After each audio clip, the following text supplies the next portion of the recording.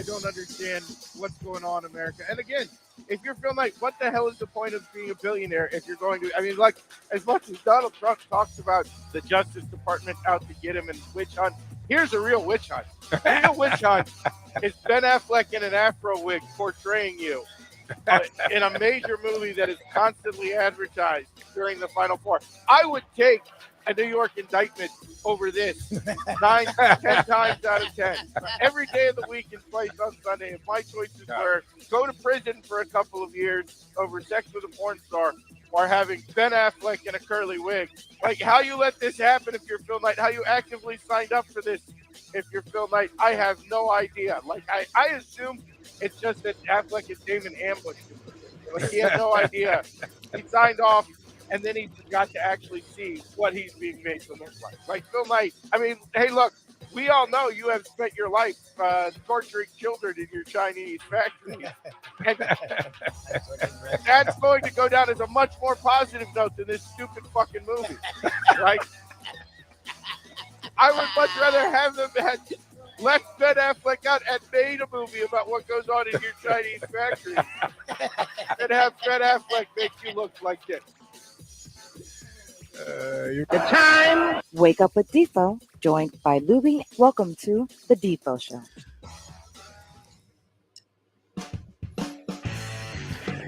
And a very pleasant good morning, everybody. Great to be with you here. A Degenerate Friday underway on the Defo Show. Jeff DeForest and one Mike Lubitz, and with you till 9 o'clock with a live version of the program.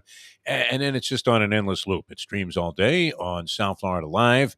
And you can catch portions of the program on 5 Reasons Sports Network. Some will be wondering what the hell happened to Defo on 5 Reasons Sports Network. But this was due to religious considerations on the part of one Mike Lubitz. I hope you had a couple of good meals with these Passover Seders. And why were you conducting them at like midnight in the Lubitz family?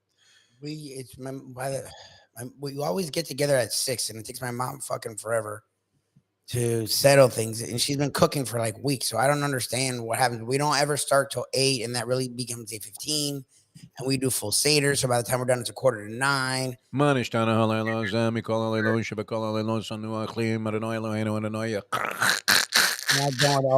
What is that? Is he choking on the word? No, he's got a chicken bone in his throat. That was a tough one to get out. So by the time we're done, it's like 11, and then I get home. It's just, I don't know. It's a lot, and it's a week. It's weekdays this year, so yes. So no, the only one that asked was Sarni, because of course Sarni asks, because Sarni likes poking the fucking bear. You know, Sarni missed something yesterday. I almost sent him this little blip that I saw in the TV listings in the New York Post on ESPNU last night at about, I guess, 7 o'clock. Girls high school basketball championships. Well, there you go. We haven't spent any time on that, Lubie. None, zero. And we'll continue to spend no time. Although Sarni was right about this, and once again, he's on top of it. This guy should be a degenerate, sick gambler. I don't think he gambles much. No, I think, thank God, because he'd be broke. No, I think he'd be filthy rich. Remember, I was on the plane. I was on a Spirit Airlines flight. So you're just happy that a plane is there when you're flying Spirit Airlines. You don't even care if you take off. And after boarding in Atlantic City, it's usually pretty good. Because, I mean, it's a small airport. You can kind of see if the plane's going to arrive on time or whatever. And it's either sitting at the gate or you're fucked. I mean, that's kind of the way it goes. It's like Bahamas Air in that sense. But he sent me a text. He wanted me to pre-bet Argentina to win the World Cup. And he had one other bet. And whatever. He would have made some pretty good money on that because I think you were getting, upwards of 5-1. No? Argentina, they were probably among the favorites. But then he also was all over Brooks Koepka as he was saying that, and who pays any attention to the Live Tour? I don't even, I have to think twice about who defected. Is it really a defection, Lubie? Is it unfair to characterize these guys as, money-grubbing, bloodthirsty assholes and traitors to America because they defected from the PGA Tour, which was, until it had this competition, they weren't exactly, doing everything on the square, I would imagine. They had a monopoly on everything. So what do you think? I mean, is it unfair to judge these live golfers and say they sold their souls to the devil? What do you think? Look, the reality is we all are involved in some way in some of these not so on the up and up sources around the world. again, at the time, our issue, and to me, still remains my issue, is that they're directly knowingly working. Like, it's not like I bought a hair clippers that happen to be made in China. Yes, indirectly, China sucks. Okay, I'm not working with China fucking directly. Yeah. They're working with And you're the in a team. Walmart, so you're not necessarily reading the fine print on the manufacturing trail that traces it back to some sweatshop in China that's run by Kathy Lee Gifford. If you look, if you want to yell at us to feel better about yourself, say you're full of shit. It's different. There is a We're difference. all hypocrites, Lubie. We're all hypocrites, fine, but there's a difference between working directly for the Saudi guy that murdered people, and we know he murdered, like they videoed him murdering fucking people, and buying a product from somewhere that a kid built, who knows when. There's a difference there. I'm sorry, I don't feel bad about judging them. They're allowed to do it, and then you eat it. It is annoying that Kepka is leading the Masters. I did not see that. Three-way dead heat with Kepka. Yeah, but still. Boy, he looked like he was in full-blown Kepka mode also. Remember when he had that whole swashbuckling thing going? It doesn't seem like he's the most approachable guy. He kind of looks like a football player out there, doesn't he? I mean, you would have thought that Bobby Bowden would have recruited this guy instead of who is this golf coach that had 5 PGA players on the same team and couldn't win the national championship over Quinnipiac? Who was that guy? That FSU golf coach should go down forever in the Hall of Shame. He had like 3 relatively top pros on his team. Koepka, we know, is great in the big events, and when it comes to the majors, he was just mowing people down. I think he'd won like 4 out of 8 majors at one point, maybe even a better percentage than that. And it looked like he was going to have a career where he was going to be almost as dominant, at least for a period of time, as Tiger Woods was in those major events. But then all of a sudden, he suffered some injuries, went to the Live Tour, disappeared from focus, and comes back yesterday, had a big round yesterday. John Rahm had a double bogey on the first hole after Gurgles gave him out, speaking of degenerates. Gave him out as the winner of the tournament. He was the favorite to win the tournament. I think he had the lowest odds of anybody. And, he's been dynamite all year for the most part. Last couple of weeks, I guess he wasn't that prominent at the Players' Championship. But, obviously is in great form. And double bogeys the first hole and then shoots 9 under the rest of the way to finish at 7 under, which was the low score. Of course, I didn't see any of Rahm's round because they only showed Tiger Woods, who it was exclusive yesterday on ESPN. You could only follow Tiger Woods. No other golfers were in the tournament. Did he even do anything? I didn't see that. You know what? He was like +3 at one point. I think he might have ended up 2 over par. It was either 2 or 1 over par. He like birdied 17 or one of those holes, and everybody went crazy. And then came back and finished up, pretty much out of contention after the first day. Although the weather... This is, wind is a 4-letter word in golf, but rain is an even heavier duty 4-letter word. And it's going to be, I think, the predictions are for wild and just outrageous amounts of rain coming in and wreaking havoc with the tournament, which is unfortunate because it's a great event. I was going to begin the show in song, Lubie. Okay. Because I keep being reminded of this, and it's the age-old sports argument. If you wanted to go to one of the most, if you wanted to avoid the topic of what's your favorite sports movie, then you would go to what's the best time of the year to be a sports fan, right? And I keep thinking of Robert Goulet, right? If ever I could leave you, how could it be in springtime? Because look what we have going on right now, Lubie. I mean, as great as the fall is, and it's a valid argument, and I think... Didn't we, sort of lean towards the fall as being the best time of the year because you have football in action, It's like right? football, yeah. Who can live without football? Are you kidding me? Football, yeah. Yeah, but right now, I mean, you got the beginning. You have the beginning of the baseball season. You have the Masters going on, which is an intriguing story. There was a little item in Phil Mushnick's column today that some reader had sent to him that with the acrimony and the obvious wrath there is between the PGA players and the guys who defected, who used to be their friends and used to be their competitors, but now they're their enemies. Yeah. That the pairing should have actually been made by weight class if they were going to put these guys together. Right? So, okay, in the bantamweight division here, we have Charles Howell III. That guy really needed a sandwich. He's not in the Masters, but, you had all of these Live Tour players coming back. I think there were 18 of them. They didn't do overwhelmingly well, except for the fact that if you count that one of their guys is tied for the lead, they were doing okay. Let me see if I can find a list here of where the Live Tour players ended up. But most of them were hovering around 1 under. And, we had a couple of guys that blew a gasket. I think Phil might have been somewhere around 1 under or even par for the tournament, which is one of the best rounds that he's shot in a long, long time. But, I guess you can't win the tournament on the first day. How about a cliche, Lou? You want one? You can lose it. Well, how bad is McElroy? What the fuck's wrong with him? He was hovering around even par, right? Did he end up? Did he Yeah, end but up 1 over or 1 under? No, he's even, but even sucks. He's 7 shots. There's like 50 people between him and the. This could change dramatically, though. Depending on the weather, because you have to be an adverse weather player here. It looks like it's going to be the case. They did change a few things on the course. They lengthened 13, which used to be a cinch par 5. And now, it's a little bit more treacherous. They lengthened it by about 30 yards, and that put a few things in play. Nondescript European schmenk, Lubie.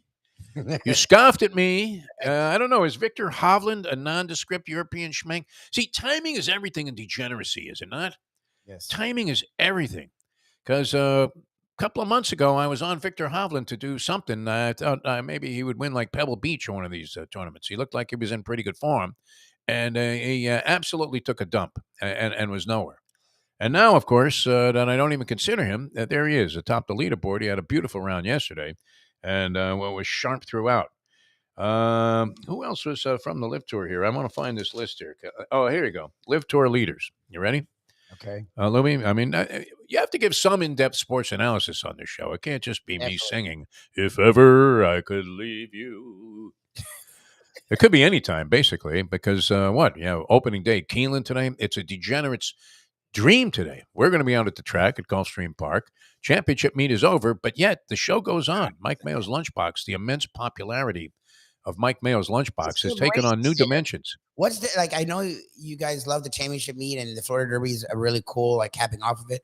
But what like there's still live racing there, right? Isn't Yes, like almost there's live racing. I believe they may cut down the number of days. It might be like Thursday through Sunday. Yes.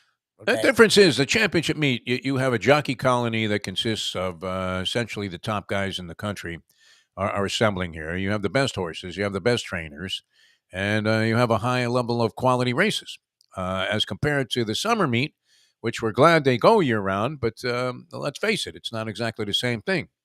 When you go from having, say, Iran Ortiz and Jose going 1-2 in the jockey standings to Paco Lopez and Luca Panici. All right. Okay, so it's different caliber of jockey and horse.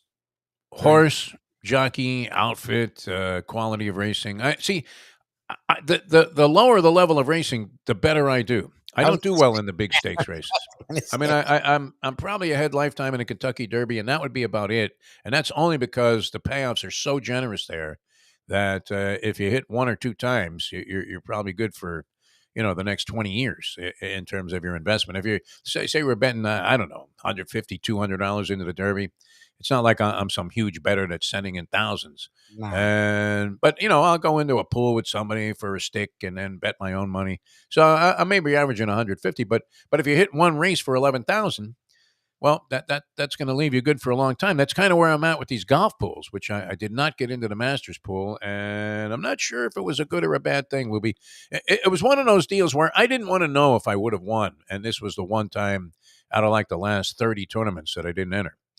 But I cashed right away, and am I running out of money in the black? I think I cashed for like $1,800, finishing tied for second in one of those pools. It's $50 a shot. So what does that give me? Does that give me 90 pools that I could be in? No. What's the math on that? 1,800 at 50 a shot would be what? 9 is 450. So what would it be, Louie? You got to do the math on it. All right, Aaron, here's your Live Tour Masters report. 90 grand. 18,000 times 50, you said? 18,000 times 50? No. How many tournaments? 50. I could have been in 40 tournaments. I could have been in. Like 37 or something like that. 1,800 to be even. Yeah. 40 is 72 grand. 1,800 times 40 is 72 grand. Okay, but no, you're on a different mathematical What equation are here. you? What are you trying to figure out? I'm trying to figure out where I'm even. In other words, have I played enough tournaments to be back to even? That was the first tournament I played. Okay. So I think I've done it probably 30 times. I'm probably slightly ahead. I'm thinking of bets that I'm ahead lifetime in, which aren't many. Right, Lubie? I mean, can you think of any bets that you're ahead? Are you ahead lifetime with your college football betting? You Probably. might be because you don't Probably. lose. You Yeah. only go in on the professor's short things. Yeah. Probably. I've lost. Wow. But I'm probably a bit up. Yeah. All right. Kepka's 7 under. Cam Smith, he was coming on as a PGA player and a world-wide golfer of great renown. He's 2 under, so he's not out of it. Patrick Reed, Radar Reed, right, that everybody hates. They hated him before he went to the Live Tour. See that's the kind of guy that should have gone to the Live Tour. The guy that they hated anyway. They despised Patrick Reed. Everybody hated this guy, and especially Rory McIlroy. Reed is 1 under. You have a bunch of guys. I thought Dustin Johnson might do something, but see, who knows what their latest form is except for Jim Sarney, who's the only guy of the. Imagine that you're one of the 7 people that's tuning into the CW to see Live Tour golf. But Dustin Johnson, even along with Phil, Abraham Answer, Taylor Gooch, Harold Varner III. And then you got Kokrak +1, Schwartzel, Garcia, a bunch of, over the hill European schminks are in there. Sergio's +2. DeChambeau, what happened to him, man? He's become DeChambeau's. Yeah. He sucks. He's +2. He's nowhere.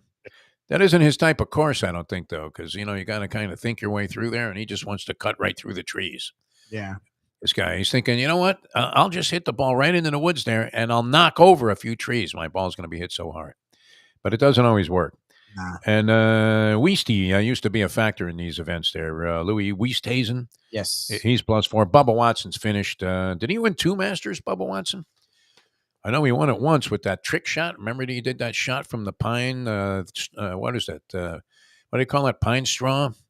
Where, they have it looks like they just put mulch down around your ball. And you're thinking, who the hell could hit off that? And especially when blocked by, a wall of redwoods. And he had to hit out of there and curve this ball. Remember that shot? He's a lefty, so it made some sense. I guess he had to hook the ball. And he hooked it like 8 miles, and it landed right on the green and won the tournament for him. Did he win a second green jacket, though? Bubba Watson, +5. Pretty ugly. Want a second one? Yeah. I don't think you want a second one. Anyway, we'll see what happens there. But, I mean, look at all this stuff that's going on. And our local teams. This is another Sarneyism. See, Sarney, as much as we ride him about the obscurity of some of the sporting events he pays attention to, including he wanted you to get a guest on to talk about the Frozen Four. Yes, he did. And he couldn't think of a guest that's known in the sporting world. So he said, why don't you just call one of your friends who knows something about it? I don't know anyone. Joe Casale.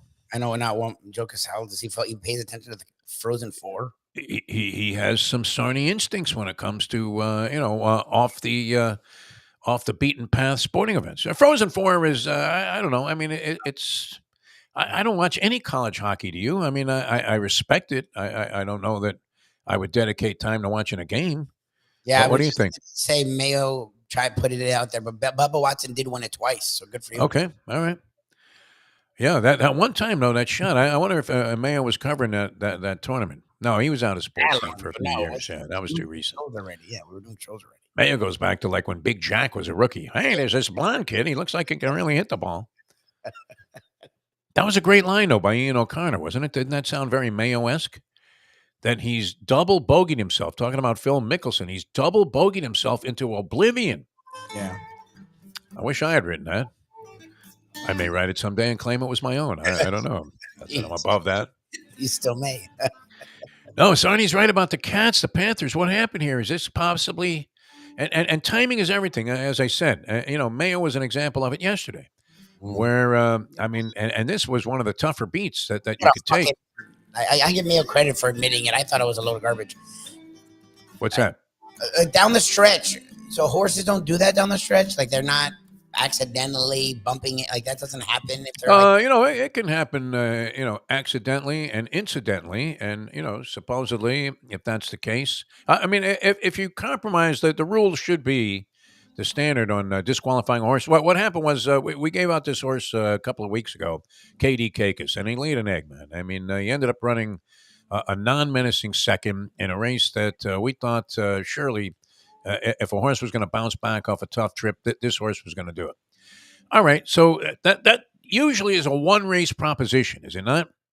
It's kind of like when Mayo was suggesting that the Panthers were going to get swept by the Capitals last year. And you thought that's absurd, Michael. I mean, how little do you know about this sport? Yeah. And and that was strictly fostered by his hatred for Doug Sifu and the entire organization. Yes. Yeah, you even notice that he doesn't even want to bet, nor does he remember the name of championship horses that Vinny Viola has campaigned. Always dreaming, right? Yes. What are we doing on this show? It's every day. Always dreaming. My friend.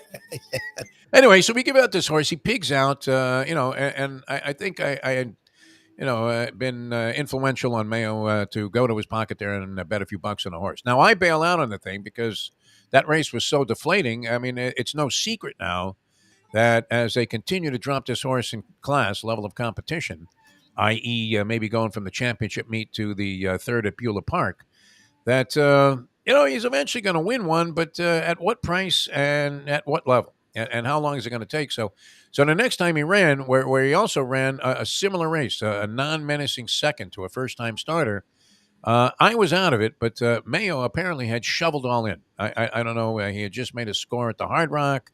He was coming off a night, where he had a bad bowel movement after eating Skyline chili on the way home. Out of a can, Mayo. Out of a can. He's touting this to his chef yesterday. What is wrong with this man? He was. We have like one of the great meals that we've had in the history of the Lunchbox Show at Aruba Beach Cafe. I hadn't been there in a while for, any type of meal. I've been by there, of course, and people go there all the time. You catch the music. I'm always driving by that area anyway, since I live nearby, and it's always great to see the scene is popping there. But I forgot how good the food was at Aruba Beach Cafe. It's great. Yeah. What do you think, Lubie? I thought it was the food's legit, but the vibe's great. Like, yeah, you just get that South Florida. It feels like South Florida. It feels like the Keys. That's what it really feels like to me. Here's a good thing. I mean, I don't know that this is easy to do, but they gave you the taste of the islands there, even though essentially, it's an American-based restaurant. Yep. But you had the flavor like you had just spent the afternoon in Bimini, didn't you? Yes, 100%. It was really good. The whole vibe they had there, as you said, was excellent. But the food was top notch. And what does he do? I mean, after an hour of this guy entertaining us with great food and drink and stories about how he got started and everything, what does he hit him with?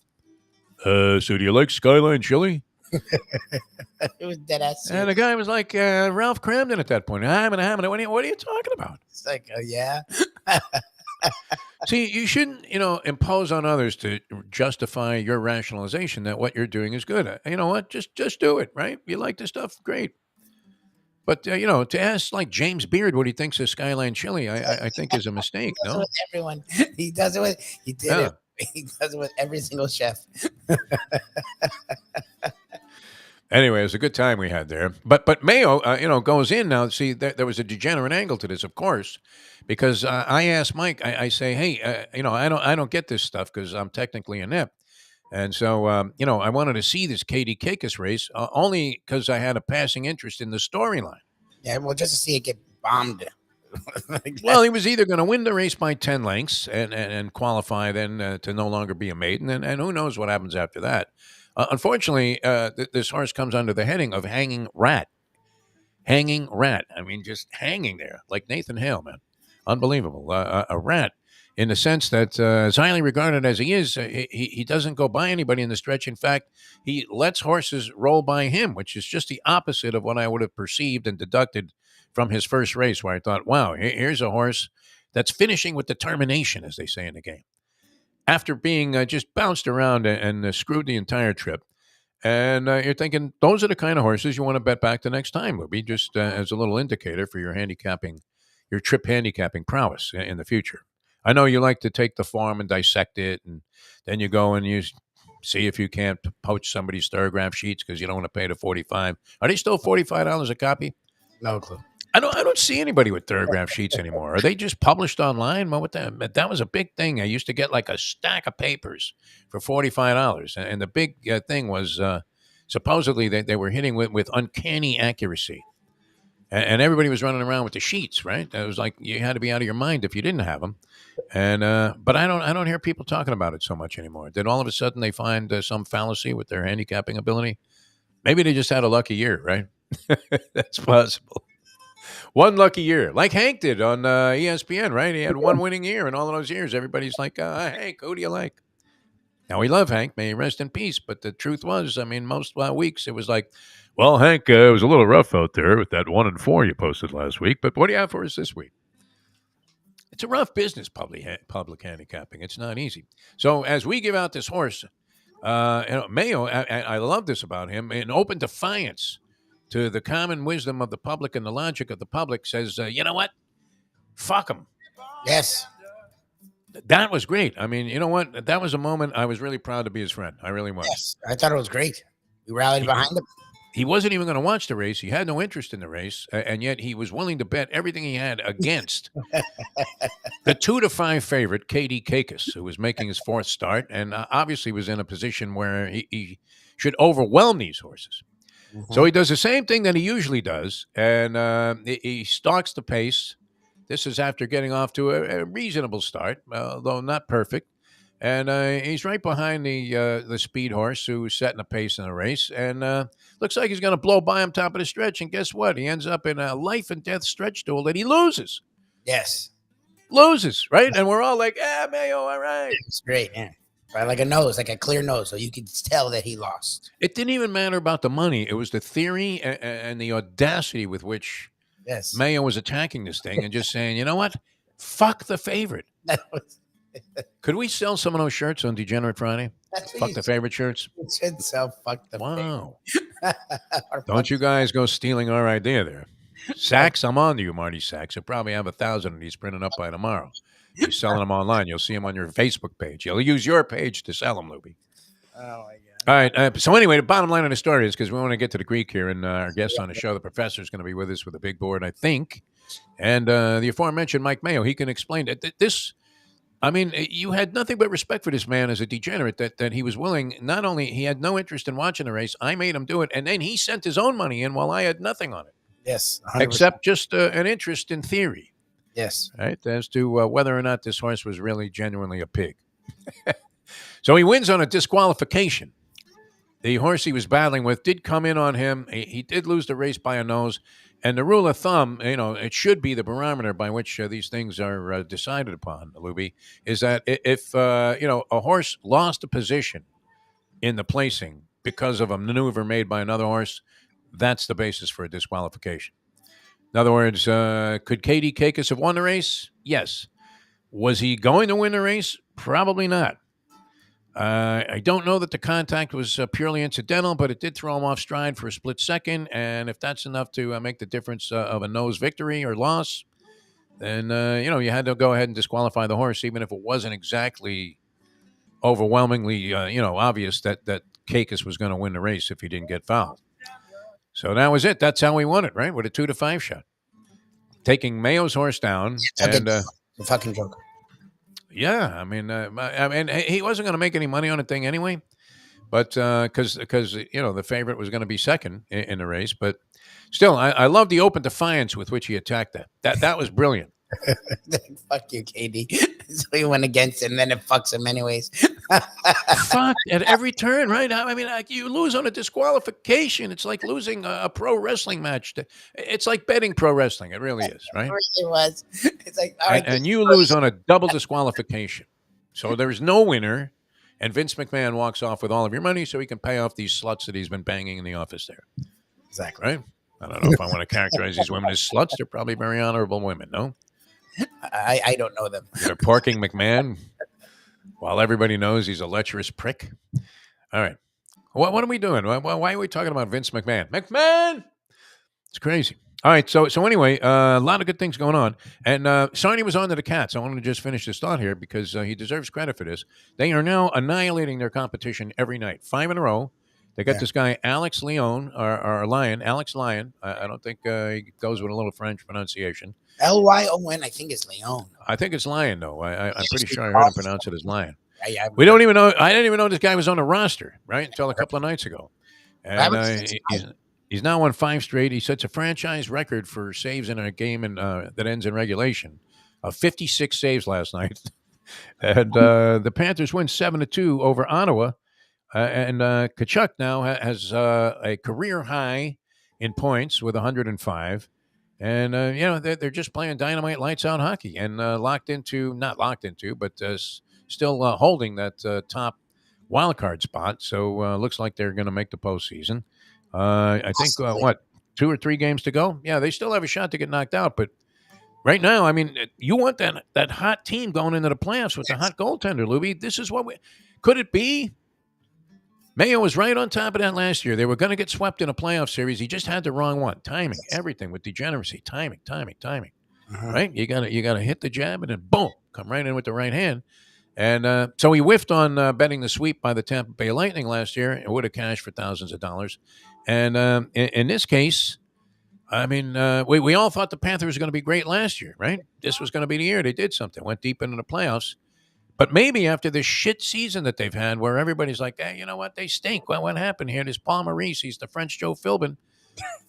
It could be that they're rounding into form, which in the NHL, you couldn't have a better situation. Rounding into form at exactly the right time. That's why an 8th seed can knock off a number 1 seed. So all of a sudden, the Panthers are dangerous going into the playoffs, Libby. There you go. Call Don Cherry. Tell him he's got nothing on us. All right, the Greek going to join us. Then the professor. A Degenerate Friday is underway, and we'll be with you till 9 o'clock. Later on, speaking of degeneracy, we're at Gulfstream Park, and then if ever I could leave you. It couldn't be in springtime because we're going to Keeneland, baby. Keeneland Racecourse opens up today, maybe with some inclement weather as well, like they're expecting at the Masters in Augusta. This is Lexington, Kentucky, Kalahari country. And just a beautiful thing if it's a nice day out there. Watch for Wesley Ward and a bunch of cranked up 2-year-olds. I think they may be on crank, these horses, because they like win first time out and then you never hear of them again. It's amazing. What happens? Where do Wesley Ward horses disappear to as 3-year-olds? Back with more. There's your question for a Degenerate Friday. Back with more in a moment. Now that. The time. 7:34. Ponies in Style at Champions, the outstanding simulcasting room at beautiful Hialeah Park. Yes, the grand old lady of thoroughbred racing has never been more vibrant, and you can wager on the races from the top tracks around the country while enjoying a cocktail at the Brass Rail Bar or any of the fine food served throughout the facility. If poker is your game, you're covered in Style, and you can play all your favorite Vegas-style games, including blackjack, craps, and roulette, in Hialeah Park's sizzling hot casino. Get a player's card when you walk through the door for all kinds of generous amenities, including our favorite, free play, when you come out to the ultimate casino and entertainment destination, Hialeah Park. These days, we're all looking for comfort anywhere we can find it. Thank goodness for Landlubbers Raw Bar and Grill in the Plantation location because they are making sure you are as comfortable as possible. First of all, they're not only open for delivery and pickup. All you have to do is go to landlubbersbarandgrill.com for both pickup and free delivery. Their hours have changed a little bit. Monday through Thursday from 3:30 to 10. And Friday, Saturday, and Sunday from 11:30 to 10. You're going to have the best wings in the world. You're going to have a great burger. You're going to have their amazing soups. Again, Landlubbers, Raw Bar, and Grill. It's nice and easy. Just go to landlubbersbarandgrill.com for both your pickup and free delivery. Thank goodness for Landlubbers for making you always feel right at home. Now, you say, Greek, that you're not any kind of a golfer, like you never got into the game at all? No, I'll go to the range, and I'll hit some balls in the morning. I like doing that early. How ugly are the shots? I mean, are they bad? Not bad. Not bad. I've taken a couple lessons. I went down to Doral years ago. My buddy was a great golfer, and he got me some lessons with a professional golfer. But we ended up, I kid you not, getting 2 hookers, and that went awry. Oh, geez, Greek. No worries. Defo is here now. Welcome back to the Defo Show. All right, we don't have the blues on this Degenerate Friday, thanks to the great Albert Castilla, who is kicking ass, Lubie, all over the world now with his buddy Mike Zito, the Blood Brothers, or the new Allman Brothers. Fantastic. Couldn't be any more proud of the man. And happy that for no fee whatsoever, right? He provided us with a couple of tracks. He for the show? literally told me the tracks I can have legally. He went out of his way and he like was sending me different stuff. It was great. Yeah. I think when he got screwed by that guy from Germany that he was working for with Blind Pig Records. Have you ever heard of that label, Blind Pig? A lot of blues guys were on there. They were up and comers. But I mean, that guy, that German recording studio was very much like the Don King of the music industry. Here's a guy that understands the music industry. His dad was a major mogul in the music industry. Yes, sir. And the Greek, no doubt, could move mountains in any business that he chose, including being a stone cold degenerate at one time, and sounding Greek like you're coming back to being yourself again with regards to, maybe emptying out the pockets there and making some wagers. How are you, Greek? I'm doing good, guys. How you doing? Good Weekend last weekend. FAU covers, which is good. Yeah. Everybody knew they were going to win. Yeah, I felt like it. But, I don't think that was any surprise. But doing good. Yeah, I think football season, we might be back. I'm going to a retreat for a couple days to find myself. Oh, good. Yeah. Well, one of those darkness jobs like with Aaron Rodgers, I would imagine the retreat that you go to would be more like a Heidi Fleiss pool party. I was gonna say, Yeah. strippers everywhere. Yeah, I'm actually going to Breakers, and instead of doing mushrooms, I'm buying mushrooms there. And I'm going to sit on the sand and count them. And if I come up with an even number, then I'm going to get back into betting. And if it's an odd number, I'm going to stay away from betting. Are you a fan of the grouper lips that you find on the women at the Breakers? God. Not a fan of. No. Okay. Where you don't know if you should kiss the woman or throw her on the grill because You'll love this story. You'll love this. The other night, I am at Breakers at the bar having a drink with a young lady, and this older gentleman sits next to me. I would say late 70s, and he's with a girl about 33, 34. Perfect. So the girl I was with was talking to somebody else, and his girl or date, whatever, went to the ladies' room, and he looks over at me, and he goes real quiet. He goes, "She's a pro." And I said, "I'm with for the one you're with." And he started cracking up. He goes, "Let me get you a drink." I said, "I don't drink, but you can pay my American Express bill this month." Only you, Greek. I mean, and at the highest levels of society, still finds a way to, bring it down to, what life is all about. Its raw essence, which is, face down in the gutter. Are you involved in any Masters wagering? I love betting on golf. I might have taken a shot on Brooks Koepka actually, via Jim Sarney's advice, because you know that he has been tough in these situations while a PGA player and one of these Live Tour players. I said this earlier. I got this line out of the New York Post, the Phil Mushnick column today, that because the PGA guys hate the Live Tour players so much and vice versa, that they should have made the pairings by weight class. And, maybe had the World Boxing Council come in and sanction the tournament instead of the people at Augusta National. Are you wagering on this thing? And what do you think? I'm no wager on it. I don't bet a lot on golf once in a blue moon. I think it's a good bet for people because it's 4 days. If your guy makes the cut, then obviously, you got a whole weekend. There's some good odds in golf. But golf, yeah, great. I mean, it's very difficult, but I think, if you get 3 or 4 guys, maybe about 100 each, and then you got something to watch. And if one comes in, it's like the track. I mean, then you're lucky, but it's very difficult. Yeah, you were getting, I believe, 25-1 on Koepka, something in that neighborhood, to win the tournament.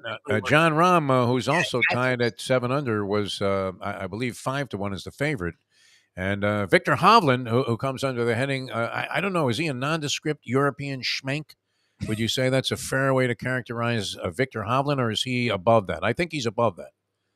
Where some guy comes out of nowhere in the Masters and wins like an Angel Cabrera, and you're thinking nondescript European schmenk. Except I love that guy because he smoked and he cursed at the people in the crowd. He was great. Yeah, his grandfather was the 5th Beatle. Nobody ever knew about it. He was overweight. He didn't care. I mean, he turned out to be a bit of an asshole, I guess, because he was up on many. I don't know. He might have even had to plead guilty to some kind of domestic violence thing. But he was a bit of a radical. Anyway, yeah. So it'll be interesting, and the weather is going to be a big factor there. So I don't know. Do you watch much of that, Greek? at the country club? Are all your guys tuned into the Masters? They'll watch it at the cigar bar. I mean, I see it on, but I'm not one to sit there and consume it. I mean, yeah, I'll know who wins or something like that, and that's about it. But it's the Masters. It's the Super Bowl of golf, just like the Super Bowl. So you got to really be, I mean, it's something that you're going to watch and check out, which is always good. Now it's going to be a tough time. Obviously, you got the draft, and you got those couple months where it's real slow in sports. It's tough. So it's going to be a lot more studying at the strip club. So we got to do it. Yeah, well, and you still have the playoffs on tap. It looks like we have a couple of hot teams. Do you get involved in NBA or NHL betting during the postseason? No, NHL, no, but NBA, yeah. I think it might be Milwaukee and Phoenix. Durant again last night, big night. Yeah, these guys are well rested. A couple of them. I don't think you'll see much from the Lakers, even though everybody loves to talk about the Lakers. I just don't think you'll see much from them. That was a weird couple of games, though. If you look at the two games that you were thinking, all right, we were naturally paying attention to the Heat game against Philadelphia. Yeah, what the there's a distinct possibility that the Heat would meet Philadelphia. Lubie and I speculated that all Philadelphia players would be on the bench. They would be playing. I don't understand what that game was. I'm so confused. Well, it is in that game too. Jimmy Butler hates the Sixers. Hates him. Yes. He hates him Yeah, so much. the Heater. I told my buddy last night they were getting 3. The Heater always a good bet when they play Philly because he hates them, and he wants to really beat them. So he has like an extra push. But you were getting 3 with the Heat last night. You would have thought that you would have to lay 30 because they did win by 28 points, I guess, or 29 points, and. You were thinking because the situation was already locked in for Philadelphia. They were going to be the number 3 seed no matter what happens the rest of the way, that they would have sat everybody. And then I tune in. It's like, a 20-point margin in the third quarter. And I'm thinking, oh, geez, they sat everybody. And then sure enough, they put up a stat that Embiid had 21 points and Harden was, schwitzing. And I was thinking, wait a minute, these guys played? You got to be kidding me. And they were on the bench, in the second half, but they had already lost the game, essentially. I don't know. What was the theory there? Is Doc Rivers crazy? No, I don't know. They just the Heat were on fire last night. They were hitting a lot of shots. I watched the game. I mean, that's about it. We'll see what the playoffs do, and hopefully we'll make some money. Can you hold on? Because I got to get a coffee. Yeah, sure. I mean, I know you're not going for the mimosa this early in the morning. Where are you? Starbucks? He does Dunkin' Donuts. Dunkin' Donuts. He's like you. He likes. All right. Put the person on when you go through the drive. Now, are you paying for the person in front of you, Greek? I don't do driving. Oh, no? You're actually in the store? Greek actually goes It's not in. fair. I don't want to cheat people from seeing me.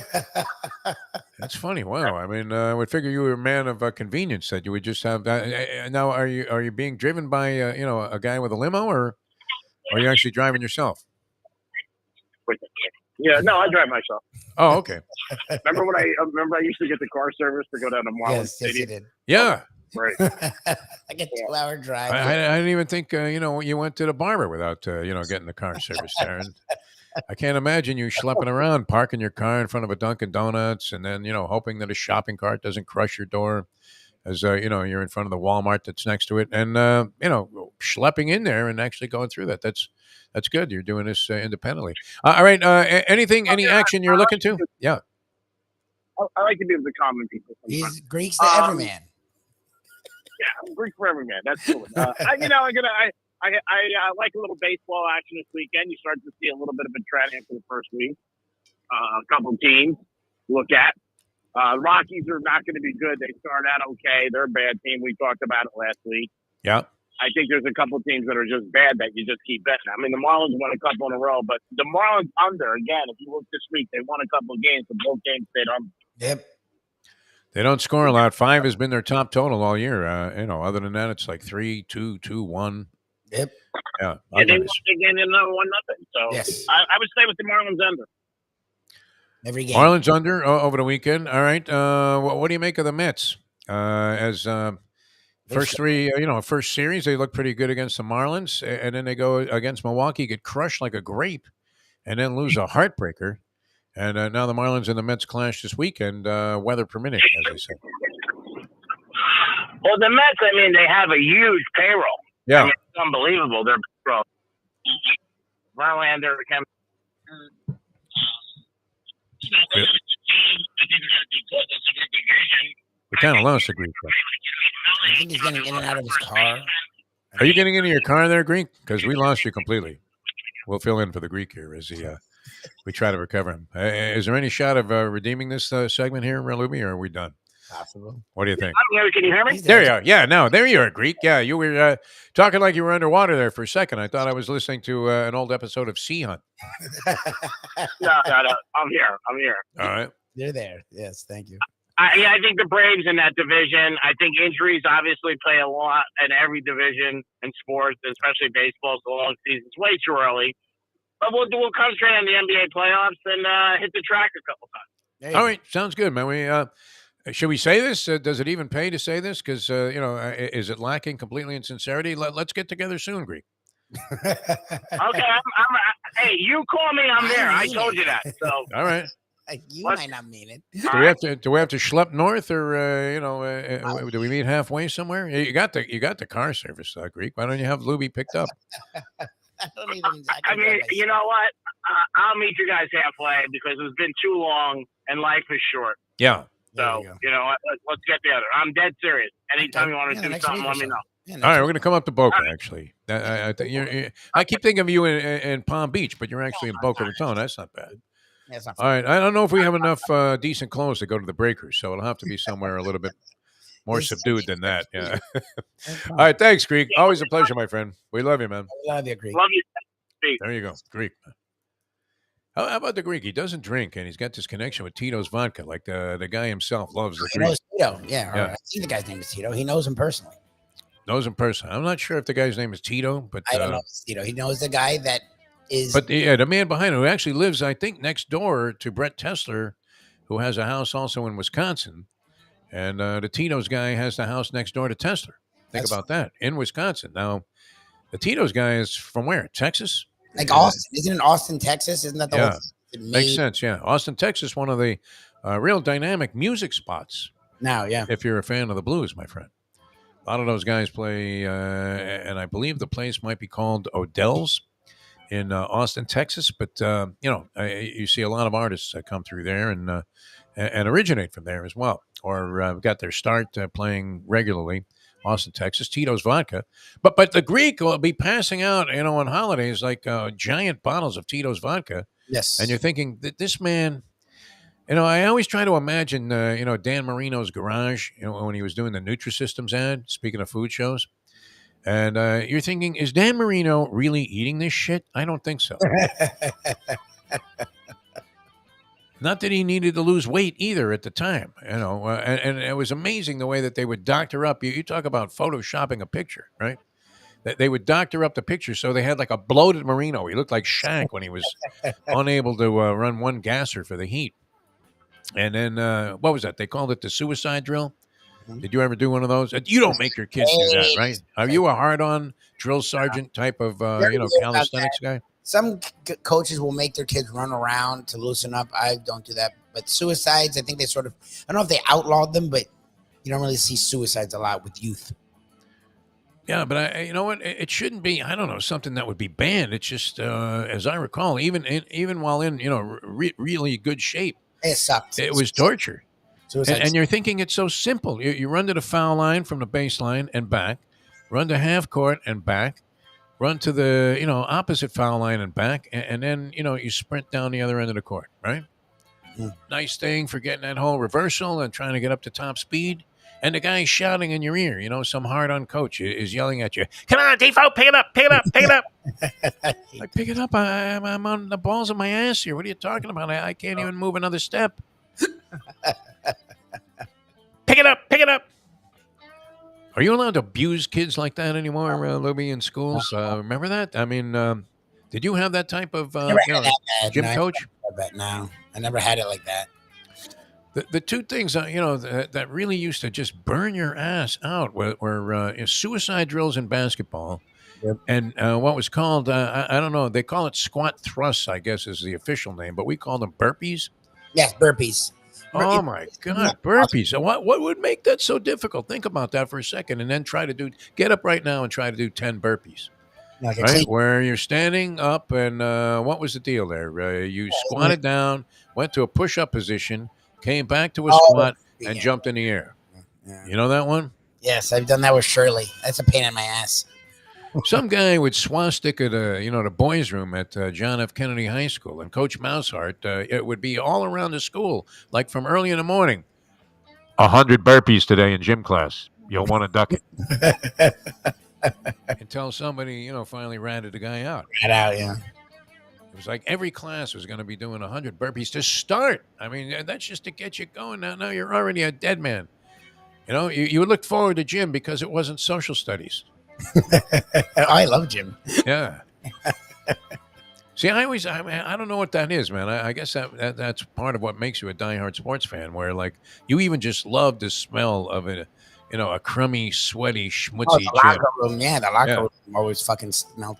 Yeah, it smells like jockstrap, and you're thinking, yes, yeah. yes. I guess that is applicable to other things that are considered to be, very hedonistic, no? I guess. And pleasurable.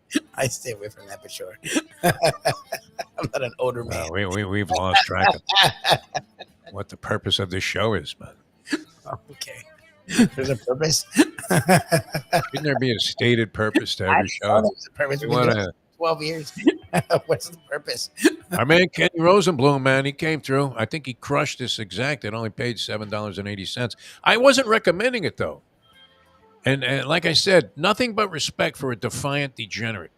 Yeah. And those are the guys that should prosper. You root for them, do you not? Unless you're actually on the side that that person is saying, you know what, Defo, you're a chalk playing putz. Right? Who do you like this year to win it all? Milwaukee looks good. Okay, great. Thanks. Okay. All right, I'm going to challenge Jim Sarney on one here, all right? Okay. He's always challenging us on the chat line. Hey, when are you guys going to talk about, women's junior varsity bocce ball? And then he'll throw like 100 facts in there that almost shames you into thinking this is important. He does it all the time with Nova. That was my Nova. He had like a whole. Yeah, I'm like, wait a minute. Maybe the guy's right. I'm like, I don't give a shit. When somebody seems like really radical and is constantly presenting what you originally consider and brush off as insane contentions, but then every now and then, like it's like they had some kind of clairvoyance, like he did with Argentina, right? Yes, they hit. They hit. And, he was right about this Dusty May guy and FAU. I mean, imagine. See, I mean, this guy doesn't even realize what kind of degenerate prowess he has because he's on to like sick things. The professor's like that. He gets onto sick things like Australian rules football and starts cashing. It is true because when Ken went again, Ken did that really because of COVID. Like Korean baseball, he was betting. Gotten off that for the most part. Sarney does it when there's actual more commercial. No, Sarney is doing it almost from a reporting sense. I think mainstream sports, and Sarney still watches other crap. But it is funny because the way he presents and the way Ken presents it, I take them very different. You're not wrong. Like because Ken's a gambler, I almost accept it. Oh yeah. Because Sarney doesn't gamble, I'm like, what do you need action for? Like, you're like searching for fucking action. It's like Andy when he's betting Dubai at 2. Oh, by the way, I'm glad you mentioned Andy. Little happy birthdays in order for Andy. His birthday. Oh, shit. Happy birthday, Andy. Yeah, 4-7. See, he said he was betting them all day yesterday and not one came in. Of course. And it's definitely his birthday. Yeah, today's his birthday, I guess. Today's 4-7? Yeah, look at that. 4-7. Right on the button. Happy birthday. So happy birthday. I mean, we love Andy. Andy, he when he was scratched at the gate there for the Vegas birthday trip, it's funny too because I was out there already for like 2 days, and I was thinking, where the fuck is Andy? I haven't seen him anywhere. Jesus. Naturally, I was off into my own self and consumed by. I mean, as soon as I get to Vegas, the beauty of Vegas, besides a lot of other things, is that the races are cranking up at like 9:30 in the morning. You don't have to wait around, till lunchtime. Right? Just like you come straight down the elevator, whoosh, and you're there in front of like 17 tracks. They all open up. I remember a friend of mine, and I believe this man may have passed. I should know, but good friend of mine. How good could he be, Defo? You don't even know if he's alive. For a long time, they were backers of things that we did with a company called Triple Crown Insurance when we were doing horse racing shows. Gentleman named Alan Bork. I know his partner Marty died years ago, and Alan was stricken with all kinds of stuff. Man, every time I saw him, but he was one of those guys that could absolutely hang in there. And yeah, he would have been an advocate of on betting on all kinds of strange and sick things. Which we have people that are experts. Sarni with no monetary interest. I think he's onto something maybe with the Panther team. Are we going to buy into this false hope? He's got to make the playoffs. I mean, that's the thing that sucks is they won 5 in a row and they're still only a point up. It's annoying. Yes, but I mean, is it not getting hot at the right time? And they discovered a goaltender. I'm beginning to think that Bobrovsky got the same treatment that Navalny did in Russia. Did they poison this guy?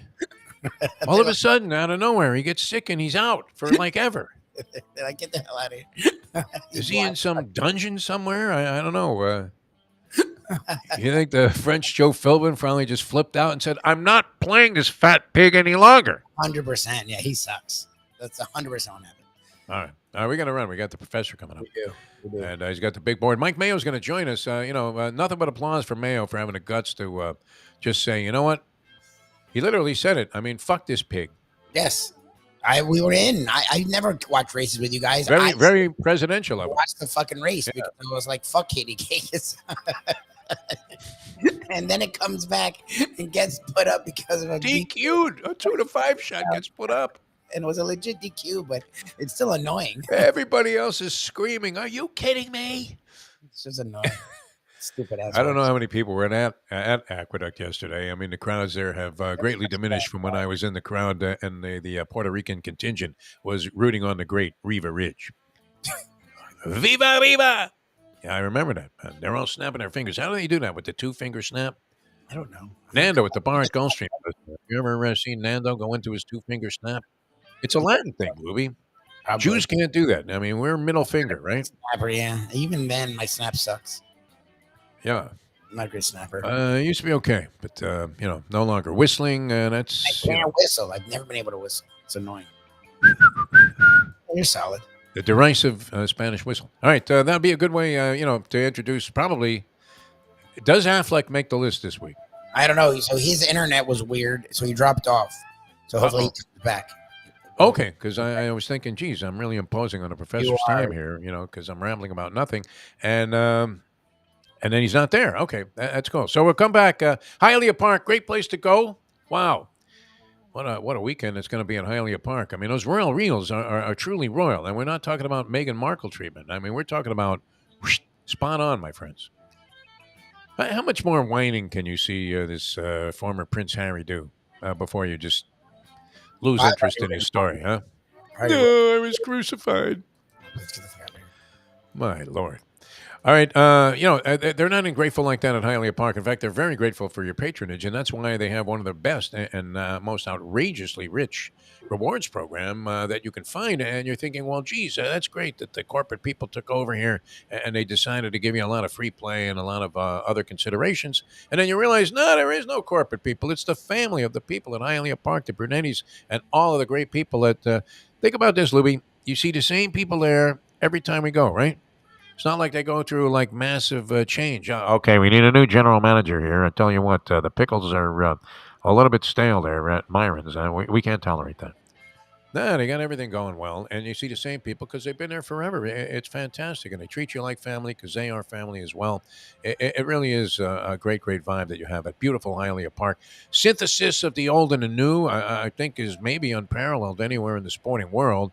I know they did this at Churchill Downs many years ago, tried to integrate the old and the new, and they did a nice job of that. But no casino, and the way that they have kind of put all these different elements together and still preserve the inherent beauty and the intrinsic beauty that was unique to Hialeah Park and the grounds is just absolutely incredible. Great job. You'll love it. You'll love the vibe down there. They're open till 5 a.m. on the weekends.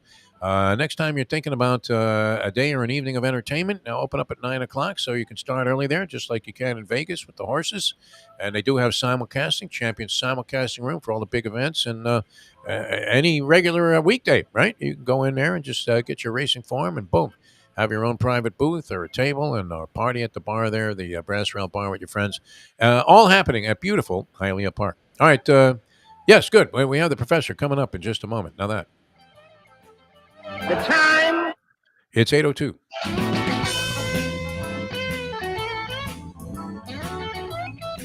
Hey folks, Tony Segreto here. Let me ask you a question. What do you look for when you go out to eat? Good food, obviously, friendly atmosphere, not too loud, but good energy, reasonable prices, and a place where you feel comfortable. All those ingredients, no pun meant there, are hard to find unless you're talking about the Texas Roadhouse. You see, they encompass all of those attributes. Really, really good food, amazing atmosphere, good for a family, good for a date, or just a night out for yourself, and prices that will make you extremely happy. Their ribs unmatched. Steaks hand cut every day. Everything, and I mean everything, is made on site, including their incredible bread. It's the one day, folks, that you can forget about low-carb diets.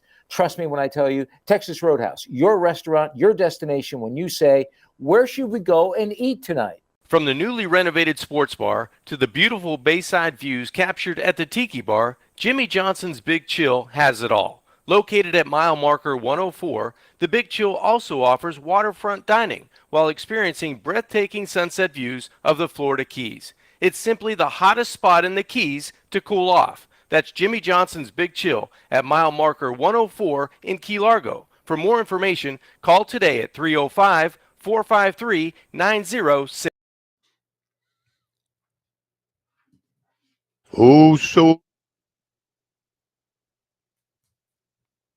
I don't get it. I don't understand what's going on in America. And again, if you're feeling like, what the hell is the point of being a billionaire if you're going to? I mean, like, as much as Donald Trump talks about the Justice Department out to get him and witch hunt, here's a real witch hunt. The real witch hunt is Ben Affleck in an Afro wig portraying you in a major movie that is constantly advertised during the Final Four. I would take a New York indictment over this 10 times out of 10.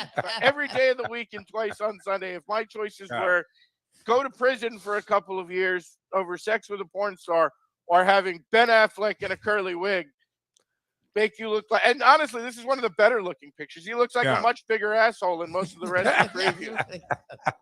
Like, how you let this happen if you're Phil Knight, how you actively signed up for this if you're Phil Knight, I have no idea. Like, I assume it's just that Affleck and Damon ambushed him with this. Like, he had no idea.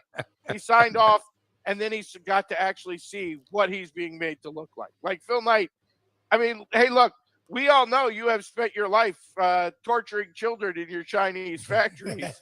And that's going to go down as a much more positive note than this stupid fucking movie. Like, I would much rather have them had left Ben Affleck out and made a movie about what goes on in your Chinese factories than have Ben Affleck make you look like this. Enjoy your trip to work with lots of laughs thanks to Defo and Lubie. Now on the Defo Show. You now can get a price in Las Vegas on the amount of time that will pass in a big board session with the professor, or any for that matter, with or without. And if you go the distance without a Ben Affleck reference, I would imagine, a pretty good price on that. You could get like Brooks Koepka money in the Masters. Professor, welcome to the show. A Degenerate Friday. Certainly would not be as much fun without you. So welcome to the program. How are you, my friend? The audio is not there. We don't have the professor quite linked in yet. Connection's not great, and now we don't hear you. Make sure you sign your thing. All right, and it's unfortunate too, because you could tell I'm not a lip reader, but it felt like he had something brilliant to say. Yeah, for sure. As he usually does. Yeah, it comes in. I mean, the professor comes in the first round. It's not a feeling out process with the professor. He comes in, throwing some heavy shots Right after it. Yeah. I mean, this is, Aaron Pryor running across the ring there and throwing a haymaker at the great Alexis Arguello. Hey, Are we going to try this again? What do you think? He's there. I'm not You're kidding. there, Professor. Try. No audio on the professor. There's no audio. All right. Well, we'll try and link this up, Lubie, and see if we can't make this connection and get the professor here with the big board. So what would it be? I mean, if we were going to lay a price on Ben Affleck being mentioned, now, is it fair though that I mentioned Ben Affleck, or do we have to play this? It's Yeah, kind of like the Groucho Marx secret word, right? Where the the duck comes down from the ceiling there, and you happen to say the secret word during the course of the program. If you knew that was a proposition, and I think about like the status of money and quiz shows back then, because I think you got like $50 if you said the secret word, and it was enough to have people going crazy, like the audience standing like, "Wow, yeah, all right, secret word, man." He said, "Mofo." What would the modern day secret words be? Groucho was great, man. That was a good show. You Bet Your Life, it was. Sat there with a cigar and the whole thing. But yeah, I mean, Affleck would be considered the secret word, would it not?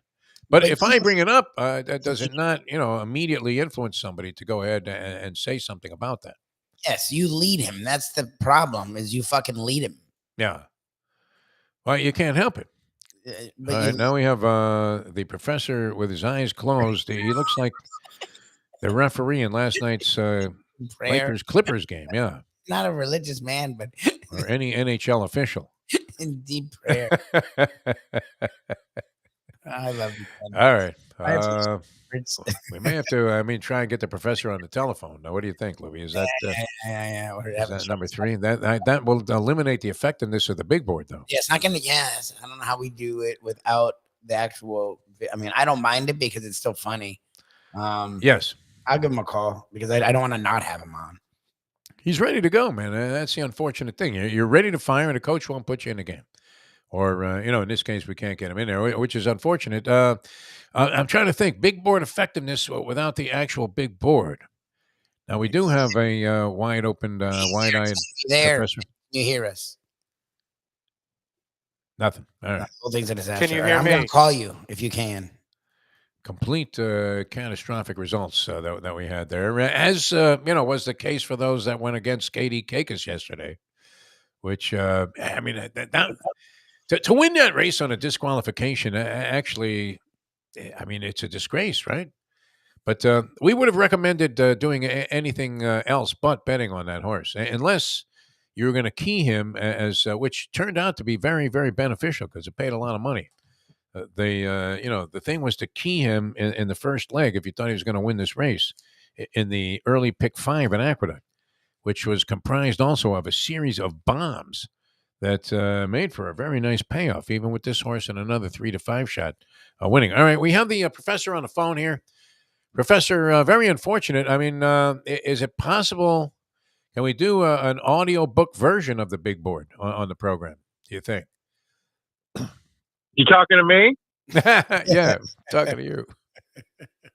Yeah, hey, look, I try to come on the show, and what happens 2 seconds, first of all, I have connection from, and 2 seconds into it, you got to mention Brooks fucking Koepka. I think the computer sensed my anger there. Yeah. And, you think the steam coming out of your ears influenced the computer to crap out? So we're getting ready to play this, and first of all, a handicapper who I really respect dropped a Victor Hovland reference on me. I'm like, Victor Hovland? Yeah. That's the stupidest thing. So don't play that, play Morikawa. And then PC hits me with like, well, I was watching the par 3 contest the other day, and they said Koepka was healthy for the first time in 3 years. Like, Koepka? God, no. I don't. So, of course, I don't take a piece of either of them. They're all post 7 under in the first round. Yeah, I'm a little frustrated. With the Masters coming in. Hovland was like 40-1, wasn't he? And I think Koepka was 22 or 25-1. No, Koepka was 30. 30, okay. Yeah, 30. Oh, wow. Yeah, who needs that, right? Yeah, exactly. No. He looked like a bulldog out there too, man. He was swashbuckling his way around this course. Who knows how it holds up, and especially they're expecting like 3 more days of inclement weather. They lucked out yesterday. They had some slight rain, I think, late in the day, but they shot a lot of low scores. Which again, it gives you a huge advantage. The guys you got out super fast, so it wouldn't surprise me if I've heard the same thing about if they get to bad weather, I would look at one of those top 4 or 5 guys Yeah. that are there already. Because if you're not within a few shots of the leaders, it's going to be tough to make up ground under those weather conditions. Who'd you take, by the way, D? You know what? I had perused over earlier in the season. I was saying this, and you know this to be true, being a degenerate sicko gambler. Especially to the level that you play. Timing is everything. You might be right about something, but your timing is off. Earlier in the season, I think I used Victor Hovland in one of my pools, and I was thinking, wow, this guy's really coming on. And he laid an egg, and it wasn't really that big of a factor. I don't think since, but of course in this tournament. I perused over the name of Hovland, and I was like, nah, because we were looking for the nondescript European schmink that was going to be a factor. And we couldn't really determine that. So it turned, I don't know. He's not really a nondescript European schmink, though, is he, Hovland? Is a step above that at the least? By American standards. See, unfortunately, I'd like to call John Rahm a nondescript European schmink. But he is descript because he's distinct, yeah. You can't do it because his pudgy Spaniard keeps showing up over and over again. Well, and he's accomplished. I'm not a fan of after he beat me out when I had Usti at 50-1. I can't remember if it was the U.S. Open of the PGA. I think it was the U.S. Open. Yeah. So he's descript, but yeah, definitely not a fan of the top of the leaderboard. Yeah, and Oosthuizen, or Oosthuizen, however you say it, would have been a nondescript European schmank, obviously. And a perfect pick. I mean, it was kind of like, where we pulled Martin Keimer out of our ass one year and, cashed it, whatever that was, 45-1, which was nice. And then I honestly thought yesterday going out, you were going to get that with Hovland. It looked at one point like he might run away and hide because he put that 7 under up to, 14 or something. Jesus. So he had the chance to maybe to pull a Keimer and almost put this on ice on the first day. Yeah, and Rahm, he ends up double bogey in the first hole, and Gurgles gave him out as his winner, and he is the favorite. I think he went off at like 5 or 6-1, and so you're thinking, great, this fat, I don't want to say fat fucker, has shot himself out of this thing on the first hole. I mean, it couldn't get any better. I mean, it was like when Molinari put one in the woods for me, when he was leading the tournament, and that was the year I guess Tiger won out of nowhere when it appeared that he was a hopeless cripple at that point. But I mean, I thought Rahm was finished on the first hole, and then he comes back and he just like annihilates the course the rest of the day. Yeah, honestly, not to criticize Gurgles there, but when I was doing odds on this thing, I look up and between Scheffler and Rory and Rahm, I don't think you deserve to cash if you pick one of those 3. I mean, such heavy favorites for any golf tournament, but particularly for the Masters. If you're taking one of those 3 guys, you are the ultimate chalk-eating pig. Taking a guy to win the Masters. And, I think Rahm was 5 and Scheffler was 550 and Rory was 6. If you're willing to lay out on one of those 3 in this situation, I don't think you deserve to cash. Honestly. No. Even if you're right, I think they ought to tear your ticket up right at the death. Well, did you feel that way about that Spieth cash that I had when you got screwed with Matt Kuchar when they allowed Spieth to take his ball from being buried in a garbage dump and drop it in the fairway without even the slightest inclination to assess him a penalty?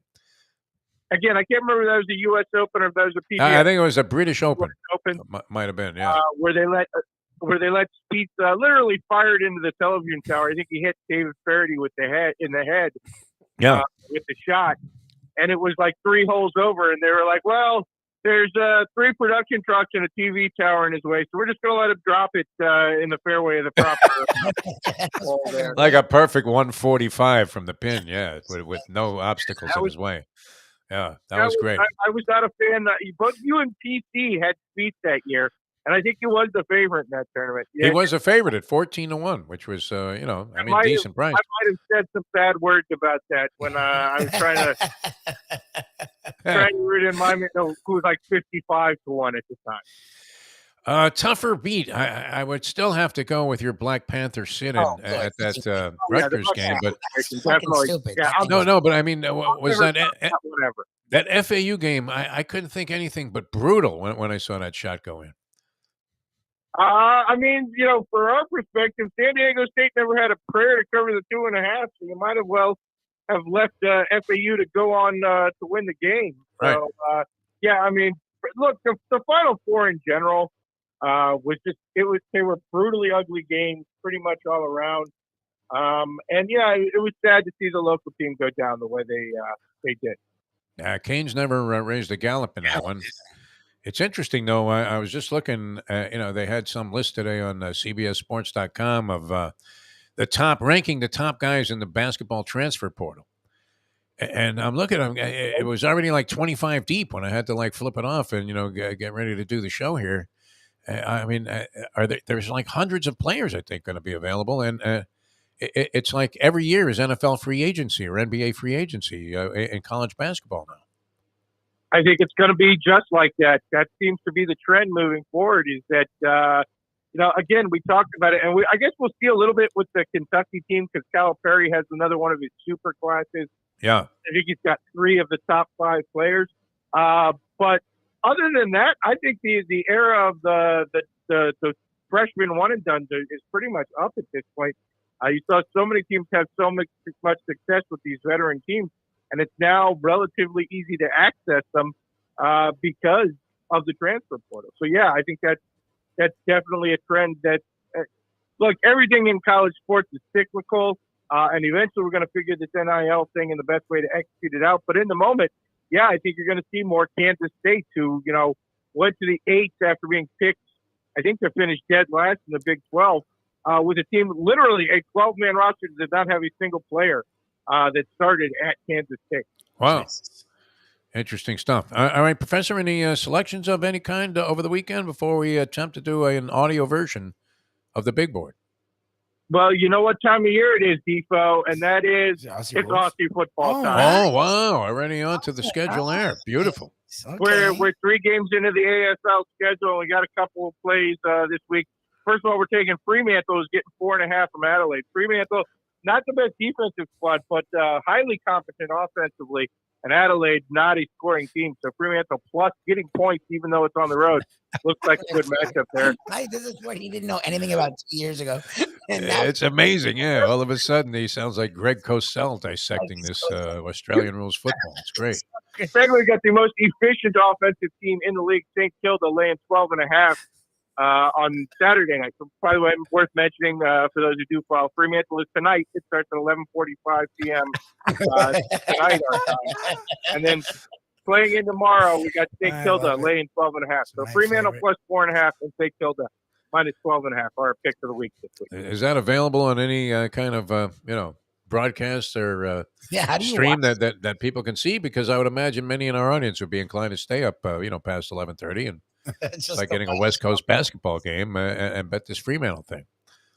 It's AFL.com, which if you want to buy the season pass, it is a paid service. But if you sign up, I believe you get a 30-day free preview for it. I kind of dug it a little bit when ESPN used to broadcast that as a staple of their programming menu.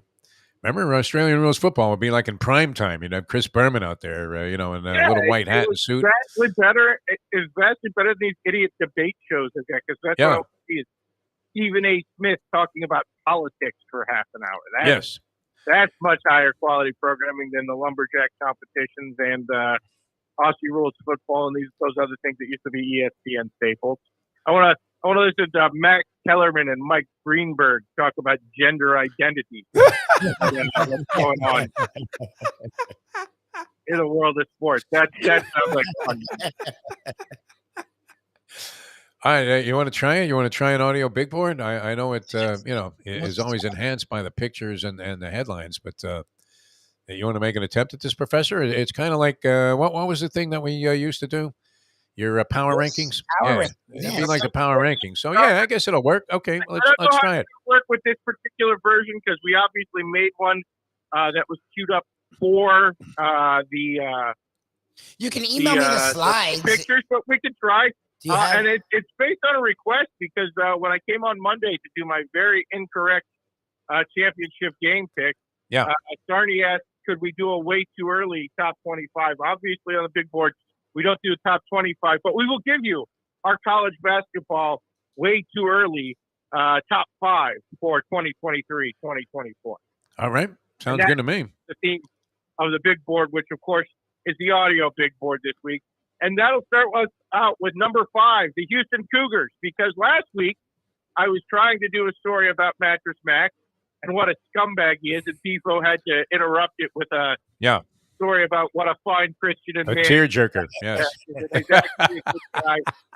Despite the fact that he sends his goons to assault Philly fans all in support of the cheating Houston Astros, and it's clearly the reason that everybody hates Houston sports teams at that point. So I'd like to point out that despite whatever charitable efforts Mattress Mac has undertaken for the city of Houston, he's a man who not only annoys the hell anybody with his fake gambling thing, which is actually just a tax write-off stuff, but almost certainly spends a lot of time hanging out with J.J. Watt. So really, you can admire Mattress Mac what you want. He's a piece of garbage who has really gotten on board the Houston Cougars program. And, brought his curse of Mattress Mac with him, which, Kelvin Sampson couldn't be more richly deserving of. A guy who's gotten in NCAA trouble literally everywhere he's gone. But now that we're in the era of NIL where there's no more cheating, Kelvin Sampson seems to be thriving. And I think they will actually be surprising at how strong they are going into the Big 12. We've seen the Big 12 before. It's an offensive league, not used to defense and rebounding that Houston thrives on. I think Kelvin Sampson will bring a program that can compete from the Big 12 title right on day one. The bad news is if there's anybody who in the NIL area where there absolutely are no rules can figure out a way to get into trouble, it's Sampson. And in that Mattress Mac on his back, they might squeeze 1 or 2 years out of it, but it's not going to be a long run in the Big 12 there. But for next season and next season only, let's go with Houston as number 5. Okay. Kelvin Sampson had they had a shot of him in the stands at the championship game, and come to think of it, he had a very similar look as Clarence Thomas, the Supreme Court justice, right? Did when they confronted him about all these yacht trips he was taking on, the dime of some big GOP supporter. Hanging out with Mattress Mac on a private plane to go visit J.J. Watt's Rocky cabin up there at the train. Splitting logs. Yeah. Not having television, and there's no telephone service, et cetera, et cetera. Yeah. I went Jerry Lewis with you on Mattress Mac last time, so we're going to leave it at him being a scumbag. And he's got those annoying run happy. While I'm happy that or pleased that he would support thoroughbred racing, being on TV and all of that, and all around the country, those run happy commercials. Pay a professional voiceover guy at some point to do them for you, because even his voice now drives people crazy. All right, that's number 5 on the big board of this is the top 5. It's way too early preseason rankings for college basketball. Beautiful. Okay. Number 4. That takes us to number 4, and that, of course, is the team we despise, and that's the Duke Blue Devils, led by their big Pollock center, Kyle Filipowski, who have come up with a revolutionary recruiting style in this age, and that is recruiting top freshmen who the NBA has no interest in whatsoever. I mean, if you go nobody wants to draft anybody from Duke, despite the fact that Filipowski was the number 1 player in the class last year, and they got a couple other top-ranked freshmen, none of which are projected to go in the first round of this class. So Filipowski, who fortunately we did get to see bleed during the NCAA. Say what you will about the Tennessee Volunteers and their hyper-physical style. Anybody who busts open Filipowski's eye like he's a boxer is okay with me. So great year for the Tennessee Volunteers in that sense. Filipowski's going to be around a long time to annoy the hell of us. We did it early in the season, already climbing the ranks of the most annoying Blue Devils of all time. John Shire has cracked the formula, and no doubt we'll have a squad that is good enough and annoying enough to bother us for a long time coming. Well, they have had some guys that just, turned your stomach as soon as you turned on the TV. What do you mean? He did a list of 10 players. Like the list of 10 wasn't enough. All right, so we have Houston at number 5, Duke at number 4. Way too soon to predict top 5 in honor of our good friend Jim Sarney. Number 3 comes with a big question mark, but it'll make the local fans happy, and that's the Miami Hurricanes, who really have a lot to look forward to coming next year. They've avoided the transfer portal thus far. And really, there's a lot of reason to think Isaiah Wong should come back because there's really unlikely that he would be drafted in the position in the NBA that guarantees him a roster spot. Entirely possible that should he decide to go pro, he'd more likely end up in Europe, given his physical stature there. So he's got a lot of incentive to come back. But the thing with that, you know, an Omir should come back, Nigel Pack should come back, and of course, our favorite name of all time, Wooga Poplar. I mean, anybody named Wooga, man. You got to really enjoy there. Yes. The good news, that's the good news for the Miami Hurricanes, is there's a lot of potential to return here. The bad news is it all seems to be dependent on John Ruiz's company not going bankrupt. Have you heard about this? Now in the start of the regular season. Oh yeah, the guy is another like the greatest another fraud. Oh, wow. I have no idea who this John Ruiz character is. He just randomly showed up somehow. And what appears, again, I'm not trying to get sued. I don't know the full details, but it appears that like his whole thing is based on recouping Medicare payments. So when I hear South Florida businessman and Medicare payments, Yes. I don't think of necessarily the most stable or legitimate enterprise in the history. You're thinking of a duplex somewhere off of 103rd Street in Hialeah. Honestly, no. I'm thinking our current Senator Rick Scott, who is a multi-millionaire by defrauding the government for $6 billion. So again, when your athletic program is dependent on the funding of the Cuban Rick Scott, I'm not sure that's the best in terms of building long-term stability. Oh my God. But that's not good. He's behind. Go ahead. Go ahead. Sorry. No, I guess he's so solidly behind some of these guys. The story went that he gave Nigel Pack like $800,000 or something to sign for 2 years with the Hurricanes. And Omir, I believe the reported number is 137,000, but after the tournament, I'm assuming he's going to get a raise. Again, unfortunately, it's all dependent on the company staying solvent, which at the moment does not appear to be the greatest bet. Supposedly disaster. Life Wallet's a mess. Yeah. Who was the guy? I'm blanking on his name. It's slowly coming to me with my bad memory now. But who was the guy that was thrown in jail before that did all of this? Shapiro. Yeah. Shapiro. Yeah. Nevin Shapiro. There you go. I have a Nevin Shapiro story because it turned out that like his business was selling spoiled food to poor countries who couldn't afford to buy fresh, milk and meat and whatever. Yeah. It used to be when I was in the bar and somebody who I didn't want to talk to would come up and say, "Hey, what do you do for a living?" I used to say, "I sell spoiled milk to poor school districts that can't afford fresh milk." I didn't know that was a real job until Nevin Shapiro. I didn't know that was a real job. I made that up based on Fat Tony from The Simpsons when he was going to the Springfield school. Nevin Shapiro turned out that was a real job, and honestly, that team selling spoiled, food to kids in Nicaragua seems like a lot more stable than whatever John Ruiz is saying. I couldn't figure out what Life Wallet was. Yeah, exactly. What exactly do they do at Life Wallet? What does that do for you? Again, it appears what they do is Medicare fraud, but I really don't know. But again, something in payment recovery for people in Medicare, which again, South Florida Medicare seems like a very stable business to me. I don't know about you. You wouldn't expect to find any slime balls in that field or area of business. All right, and that compromises the Hurricanes, but they still end up at number 3 in the way too soon rankings. Number 2. Number 2, obviously because college basketball exists to torture me, is Danny Hurley and the University of Connecticut. Who will lose their shooter, but may not lose to Nogu because, again, the NBA is not entirely sure they're crazy about this kid's game. So we'll see what happens with him in terms of that. But that's we really could have used the visual here. Danny Hurley, his only comment on Twitter after winning the national title was to pose in front of a sign in front of the University of Connecticut, which celebrates the school's national titles, which lists 11 women's basketball titles, now 5 men's basketball titles, 5 field hockey titles, and 2 soccer national championships. I don't know about you, but all this discussion about whether or not UConn is now a blue blood program, do they belong in the class with the Kentuckys and UCLAs and Kansas and North Carolinas of the world?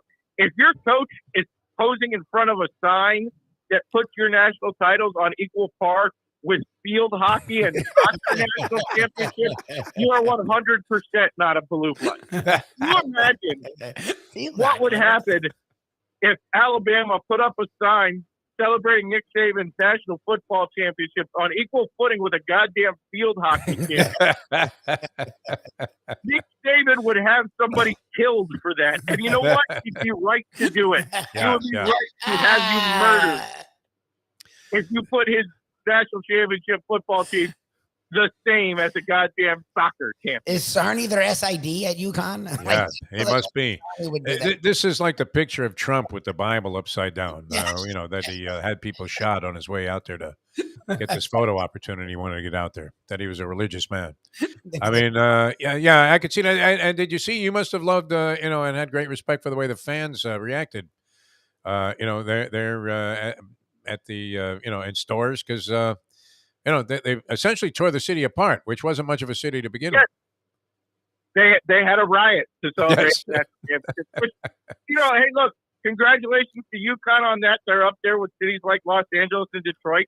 Yeah. And we celebrate by absolutely destroying everything associated with the rest of it. Let's go blow the windows out of a Target or a CVS and see what we can come up with. All right, that's number 2. UConn weighing in, the defending national champion. They'll be coming in next year is the way too soon number 2 team in the country. So where do we go with number 1? Number 1, the number 1 trend, the number 1 thing to look for in 2023 is NIL money. But NIL money is about to explode. But, again, only if your father's a multi-time MVP in the NBA or you're a white girl from Iowa. Everybody else can forget about cashing in on the big-time NIL money. That's, of course, Bronny James, who allegedly committed to Penn State this week, which is maybe the most bizarre selection I can possibly think of. Penn State. Yeah. Well, more known, of course, for child rape than basketball. Estimates for Caitlin Clark on potential NIL money puts her right in line with Bronny James and Arch Manning and a number of other super celebrities for 2023, 2024. So look for the big paydays. The simple version is Bronny and Caitlin Clark will be able to outspend every program in America, particularly the Miami Hurricanes, because they'll have a lot more legitimate money than John Ruiz and Lightwall. Yeah, you'd have to think there was, a heavy attaché of cash that went there. I guess you don't even, they can report whatever amount and it doesn't make any difference, right? Except it might piss off the other players on the team that are getting less. Again, because the numbers for Bronny James' Nike contract, which already was signed a couple of months ago, are being kept secret, I have to assume that Bronny is going over to Matt Damon and Ben Affleck's house and just collecting the cash every time the receipt for this stupid-ass movie shows up. I feel like you got it in, Professor. Comes out, Yeah. when this weekend comes out and the movie makes $20 million or whatever, Bronny's going to be knocking on Ben Affleck's door and be like, "Where's my cut?" And then Ben Affleck's going to have to do what he always does and have J-Lo write a check. Professor, always brilliant. J-Lo coming to the door to talk to Bronny and being like, "Yeah, he lost it all betting on the goddamn Red Sox again. Here's your check, Bronny." Sweet Caroline, yeah. Excellent, as always, Professor, and we wish you the best of luck with Fremantle tonight and your endeavors, plunging your brains out on Australian rules football, which is great. Appreciate your recommendations there. And once again, another brilliant edition of the Big Board here, inspired by Jim Sarney, which he's having too much influence, Svengali-like, on this show. For sure, yeah. Now he's even got you. And as Lubie observed, apparently on the University of Connecticut as well. Yes. What's field hockey? Like, who gives a shit? Field hockey. Yeah. Like, that's not a thing. No, I mean, you should be embarrassed that you even field a team in field hockey, you know? It's like a schmink sport when they ran out of things to do in gym class and they would just say, "What do we got? We got some plastic sticks and balls." Okay, girls, go and run out there and hit this thing around. It's crazy. What the fuck? Field hockey. All right, guys. Have a good one. Professor, great. Yeah, as always. He got a lot in there. He really did. I mean, Great for him. inspired by an idea that you would have thought, it was not going to really have too much substance to it. The preseason top 25 that he was looking for in college basketball, but had a lot of the usual suspects up there again competing for a variety of what you would say would be bordering on unscrupulous reasons. Although I love the free for all that college sports has become. Don't you, Libby?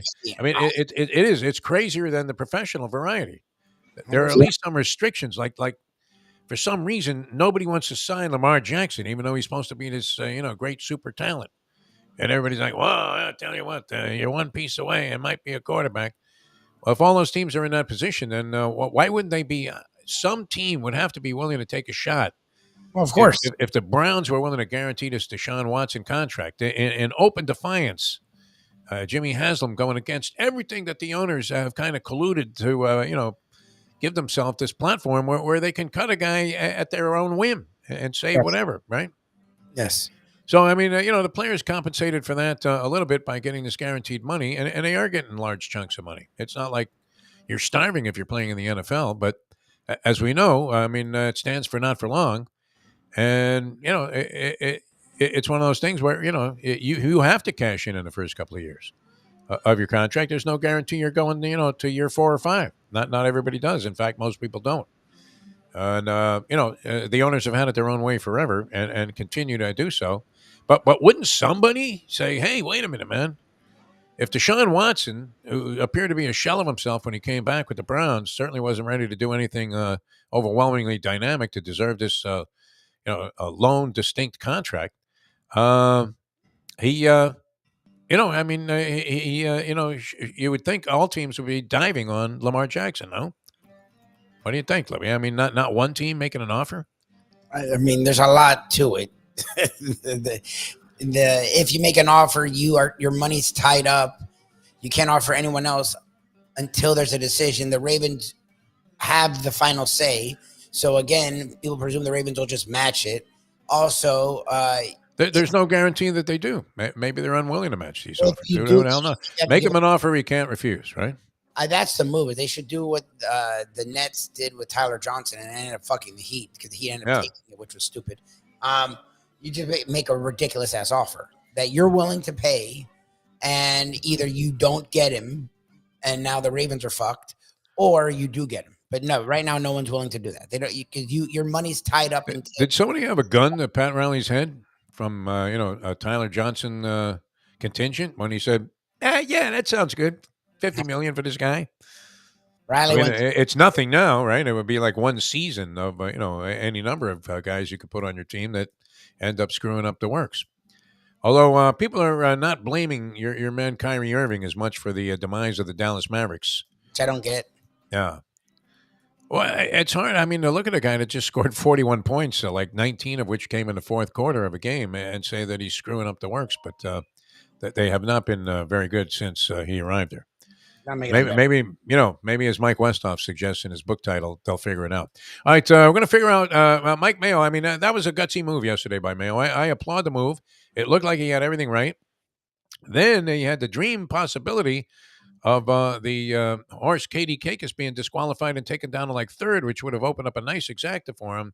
And instead, got totally coned, screwed. Although he says he's been put up enough times. See, this is atypical of a degenerate. Yeah. If there's a way to get screwed, it happens to us. Yeah, for sure. Right, and he says he's been put up an inordinate number of times this year in DQ situations to where he can accept just a gut wrenching loss. Because he was right. That was the thing. It didn't matter about the money. He was right, just like he was with the Panthers last year. They were going to take a dump in the playoffs. And they did. But timing is everything, right? Throw the jab, follow with the right hand. All right, coming back with Mike Mayo, the Gambling Gourmet, in a moment here. Now that. The time. It's 8:41.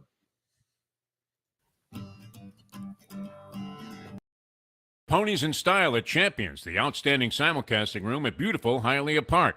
Yes, the grand old lady of thoroughbred racing has never been more vibrant, and you can wager on the races from the top tracks around the country while enjoying a cocktail at the Brass Rail Bar or any of the fine food served throughout the facility.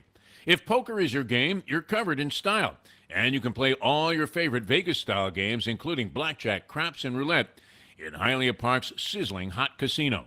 Get a player's card when you walk through the door for all kinds of generous amenities, including our favorite, free play, when you come out to the ultimate casino and entertainment destination, Hialeah Park. These days, we're all looking for comfort anywhere we can find it. Thank goodness for Landlubbers Raw Bar and Grill in the Plantation location, because they are making sure you are as comfortable as possible. First of all, they're not only open for delivery and pickup. All you have to do is go to landlubbersbarandgrill.com for both pickup and free delivery. Their hours have changed a little bit. Monday through Thursday from 3:30 to 10, and Friday, Saturday, and Sunday from 11:30 to 10. You're going to have the best wings in the world. You're going to have a great burger. You're going to have their amazing soups. Again, Landlubbers, Raw Bar, and Grill. It's nice and easy. Just go to landlubbersbarandgrill.com for both your pickup and free delivery. Thank goodness for Landlubbers for making you always feel right at home.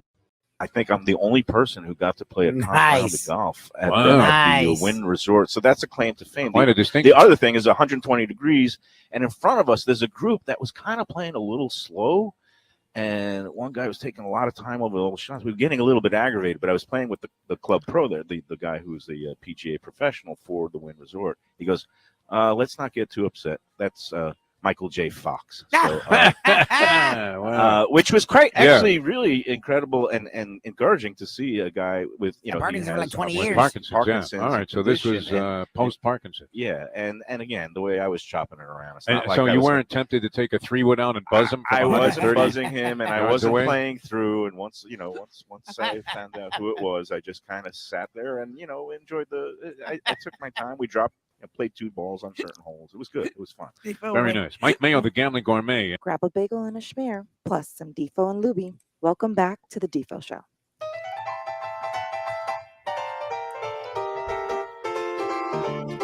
All right, welcome back to the show. A Degenerate Friday underway here. Thanks to the professor for joining us. That was, and do you believe it, Mike Mayo? We welcome Mike Mayo, the Gambling Gourmet, into the program. Mayo was brilliant yesterday at the Aruba Beach Cafe on Mike Mayo's Lunchbox. And then today will be another day of celebration on that show later on, 12 o'clock, out at Gulfstream Park for the continuation post-championship meet, Mayo, of the Gulfstream Park. Spring meet. They call it the Gulfstream Spring Meet. Live racing every Thursday through Sunday. And we're going to continue giving away 2 brunch packages for 10 pounds because it's going so well and everybody loves it and people are participating. And this week we're going to make the contest, the restaurant, a little bit easier for people, and the race is going to be a little bit harder. But I am absolutely giddy. And before we go into the future, and it is what a day, I've got a sure thing too. I'm very excited about the day at Keeneland. Nice. But before we get into that, I want to revisit yesterday and that KD Kaka and that rat pig bastard. But and I'm okay. I could accept the DQ. Did you see what happened with that pick 5, Defo? Yes, it blew up, and there was another 3-5 shot that won. But this, I'm still analyzing this because I'm looking at it. Okay, it was 5 races in a row. Right. All the fields were 6 horses or fewer. It was a field of 6, 6, 6, 5, 5. Right. 2 horses that were 1 to 2 won their races. So essentially, you have a pick 3, right?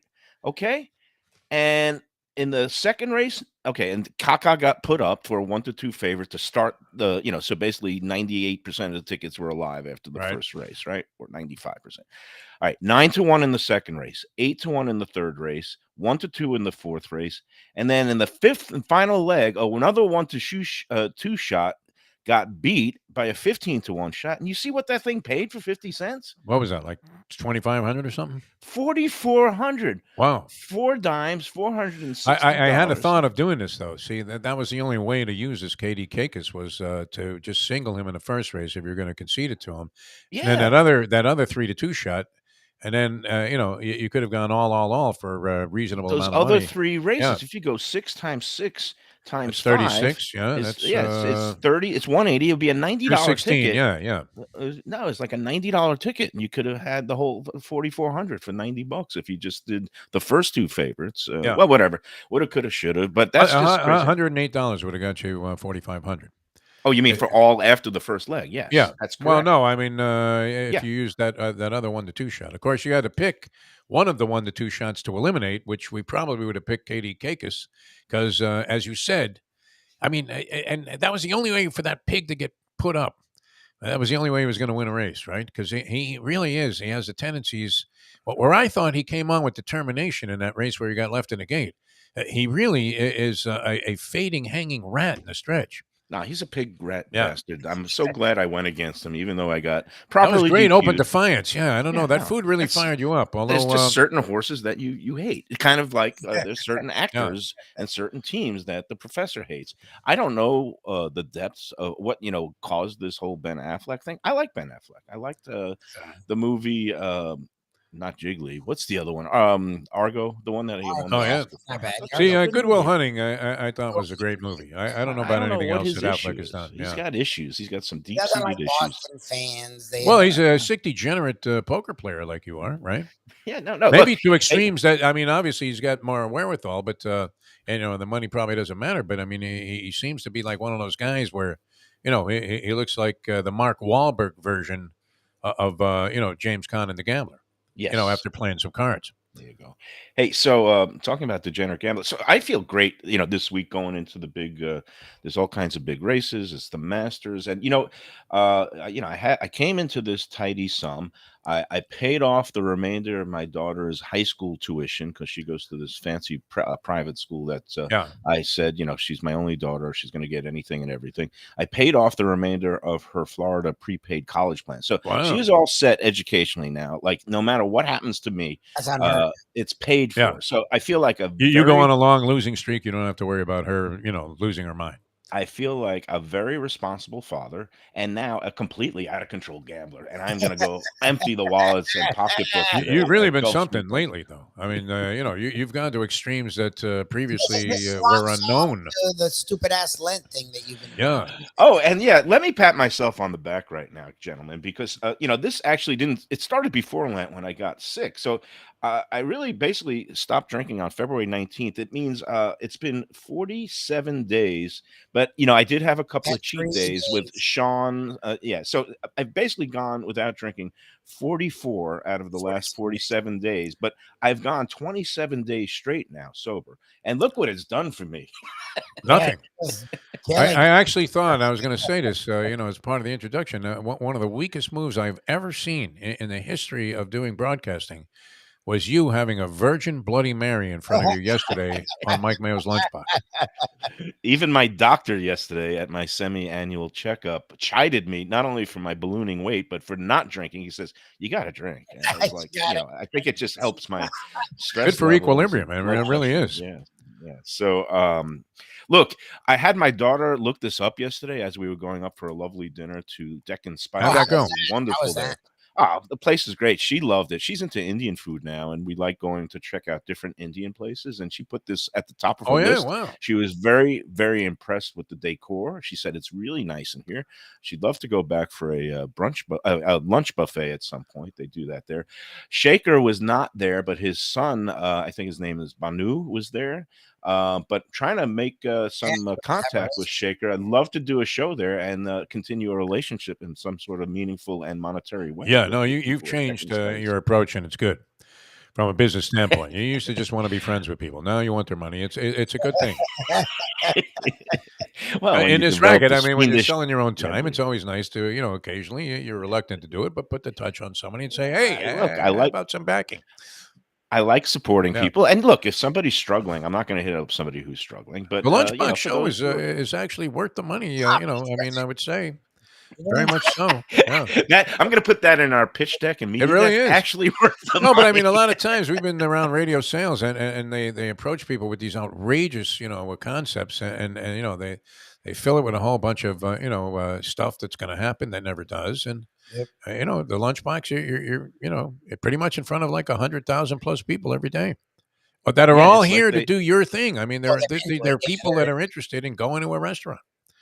Yeah. What was the David Mamet play? I'll always be closing. It was the salesman, Yeah. Glenn Ross. Always be Yes. closing. So that's what I'm doing. Always. Oh, be you come in like a eating vulture, man. I mean, and I selling. had a hawk following me yesterday when I was doing my walk for a little while, hopping along the fence, and I was thinking, is this thing going to attack me? I must look like Gorilla Monsoon to this bird. What are you talking about? and speaking of which, you know who's going to come out today? Too late for the show to join us on the show, but going to be there with her boyfriend, I think, for some late day gambling. And I'm going to stick around because there's no school today. My daughter's taking the car. She's going to the beach.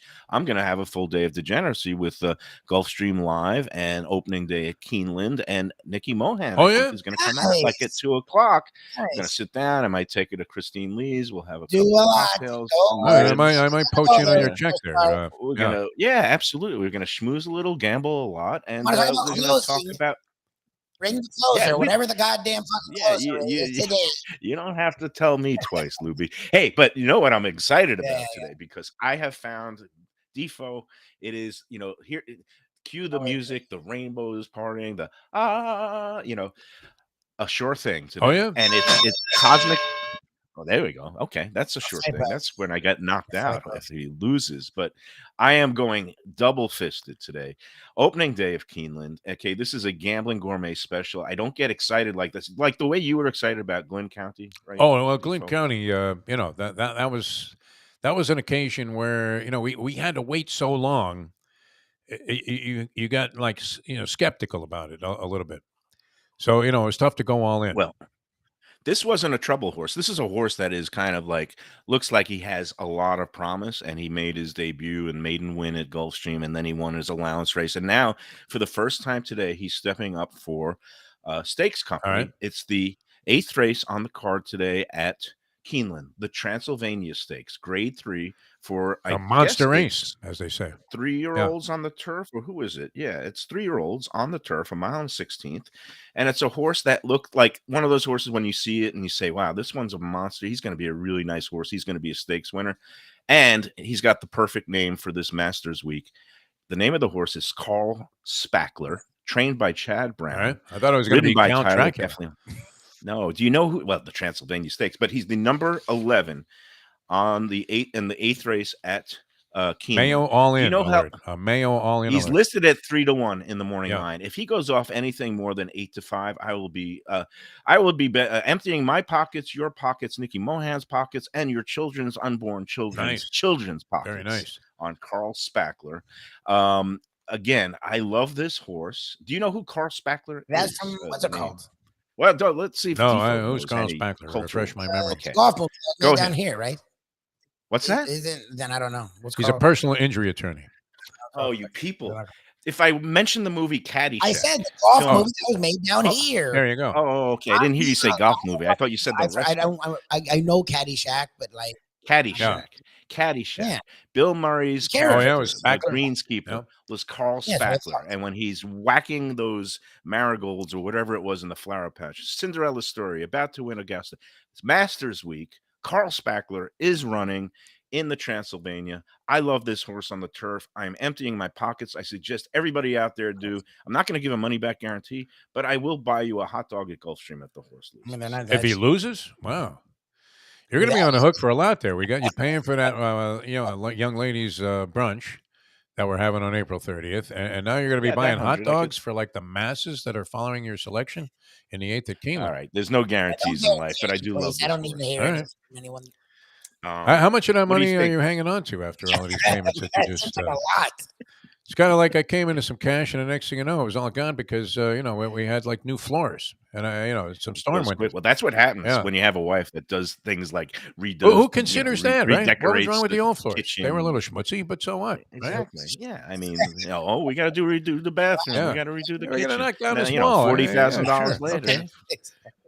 The bathroom's still the same size. I mean, it hasn't changed. Doesn't change anything.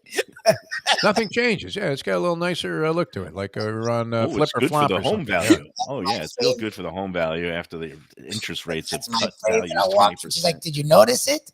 I'm like, what? Notice what? Yeah, exactly. Yeah. What? Oh yeah. Instead of My new dress. Yeah. Oh, yeah. instead of what color are my eyes? It's what's my linoleum like? Exactly. Yeah. What What's the surface of my floor? It ain't cheap, and you know what? You can't get anybody in Florida that can do the job right the first time. Have you noticed that? No matter how prominent the company may be. No way. Why do they send these losers out that they found at the bus stop? I mean, and they say, yeah, we've done this before. Takes 4 times. Right? Like, do you have a spatula, among those tools? Anything that, you might be able to, associate normally with this type of job?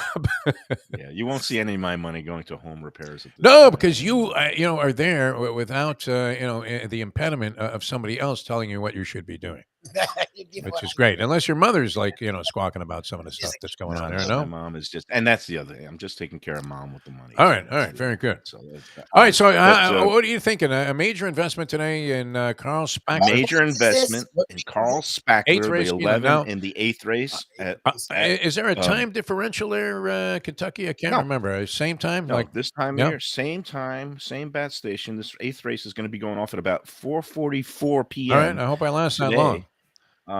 But no, save your money. I'll make an advance bet here. We can always cash the following week. If he goes off at anything more than 2-1, I'll be giddy. I really think it's going to be closer to even money, 6-5. But we'll see. All right. Who do you see winning the Masters here?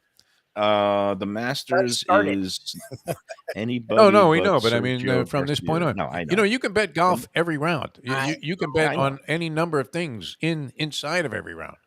It's become the ultimate degenerate puzzle. It really is great. I think Rahm is going to be tough, and then I think Jordan Spieth is also going to creep up at. He's at 4 under. Yeah, right? he had one unfortunate hole yesterday, like double bogey to par 5 that everybody else was getting eagle on. Yeah, but the bottom line is, it's really going to be at the vagaries of the golf gods, because I think there's going to be weather blowing in today, and depending on what time a person tees off, everybody wants to get on early. All those guys that score. Of the wind, and it's really going to be, some guys are going to face completely different and much harder and brutal conditions than others. That's the nature of the game when it's spread out over 12 hours. So it's hard to say at this point, but I do like Jordan Spieth. I do like Jon Rahm.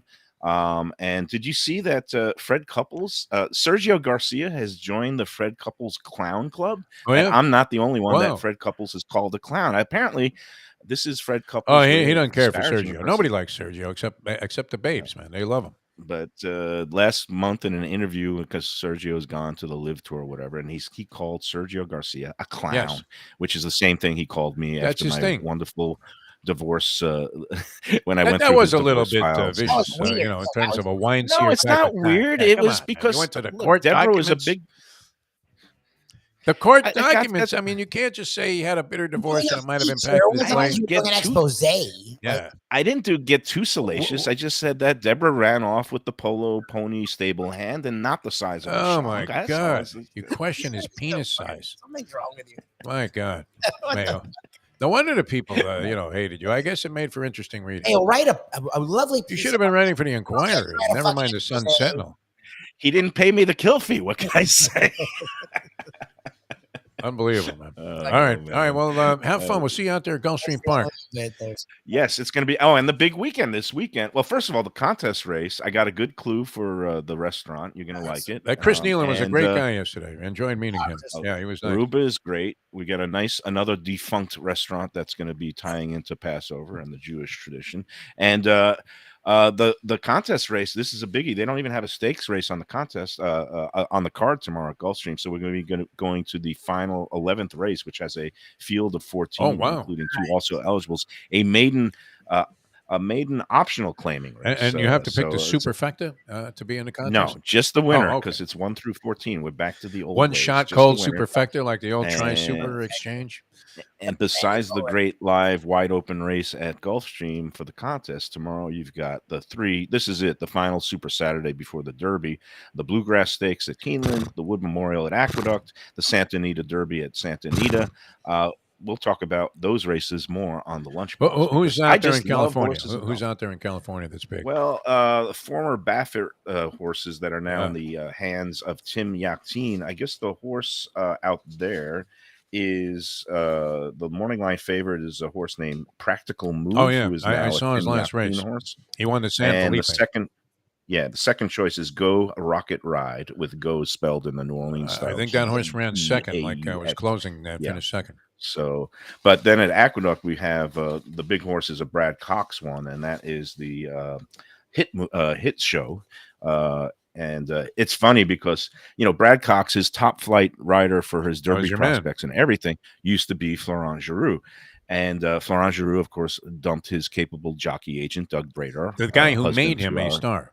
Yes. And he went with the same agent who represents Manny Franco. That's a weird time move. Manny Franco's. Why would you go to a guy who already represents another top jock? So what happens? Hit Show is the monster horse in the Cox barn. He's running in the wood. And guess who's on top of him? Old Manny Franco. So ugly business. So, there's so many. This is the thing people don't get, and you're a storyteller. And what does the guy think? You go to another agent who has another longtime top jock. Who's doing well right now. I mean, in New York. There's so many layers to that business, though, that, people think it's just like a bunch of degenerate stoopers by the rail there, like Larry the Leaper types. But, so many different things go on. And that Doug Brainard Florent Giroux story is a real interesting story. Because, nobody knew who this Florent Giroux was before Brainard took his book. Now it's happened with other guys. I have a friend that's a jockey agent, believe it or not, at Charlestown that used to work with me in radio, named Steve Paris, and he had Ramon Dominguez when he was an apprentice at Calder. So think about that. Then all of a sudden, they see Dominguez can ride. Some guy comes, with name, image, and likeness money out of New York, and Dominguez is gone, makes the Hall of Fame. Before his career was even over. So. Yeah. That's what happens. Florent is on a 10-1 shot for Ken McPeak in tomorrow's Bluegrass Stakes, where Tap It Thrice is another, looks like another Todd Pletcher monster is the favorite. Tap It Thrice, I think, won the Tampa Bay Derby. Tampa Bay Derby, coming from the clouds against a nothing field. I don't like Tap It Thrice as much as Pletcher's other two horses for the Derby, which would be Forte and King's Sales. I forget what the King's Barnes. There you go. King's Barnes is the other one that looks. All right, we'll see how it shakes out. All right, we'll find out more later on. We'll have some good grub coming our way at Gulfstream Park. We'll see you guys out there at 12 o'clock. Mike Mayo, excellent job as always. And Mayo, he did. He ate like he was going to the chair yesterday. So he went out to dinner last night after that. Yes, that was a food bloodbath that we had there at Aruba. I mean, in a good sense. There was a lot of it. The guy brought out like 7 entrees for 3 guys. It was pretty amazing. He brought out a lot. I mean, it wasn't 3 because I wasn't eating the bread and I didn't eat the calamari, but he definitely brought out a lot of food. And it's like what we talk about with Jimmy Johnson's. Like a lot of these places, when they're for locale, the food usually is hit or miss. You don't really give a shit about the food. It's really, you're paying for the locale. So Aruba was cool that the locale is great and the food was really good. And it's amazing. A lot of flavor. We really enjoyed it. Like I was saying, I mean, that place could have been on Dixie Highway. It would still be a great restaurant. It was legit. But, and they could easily get away because of where they're located with being very average. No, I mean, if they had average food, even at higher prices, that wouldn't matter. You would say, great, man. Hey, you know what? We had a terrific time. But they really do a nice job. And, overwhelmingly, I know we were, maybe getting a little special treatment there because we had, a young lady that was dedicated to our table there. And we had, Chef Chris there on the show. So, we were going to get the stuff. But, I mean, at the service and everything, magnificent. They got slammed there around 12 o'clock. Yep, they were packed. And everybody was, happy, chatting away, and they had their food on the table. It looked great, man. So that was a lot of fun. All right, we'll see you guys later on. Mike Mayo's Lunchbox. And we'll continue with Degenerate Friday. Thanks to, I thought the professor did a great job with the audio version of the big board today. The Greek was great. And Mike Mayo, the Gambling Gourmet, we'll see him later on. For Mike Lubie Lubitz, I'm Jeff DeForest. Thanks for tuning in, everybody. We'll see you next time as we leave. You know that. The time. And long live Hialeah Park. Open till 5 a.m. tonight.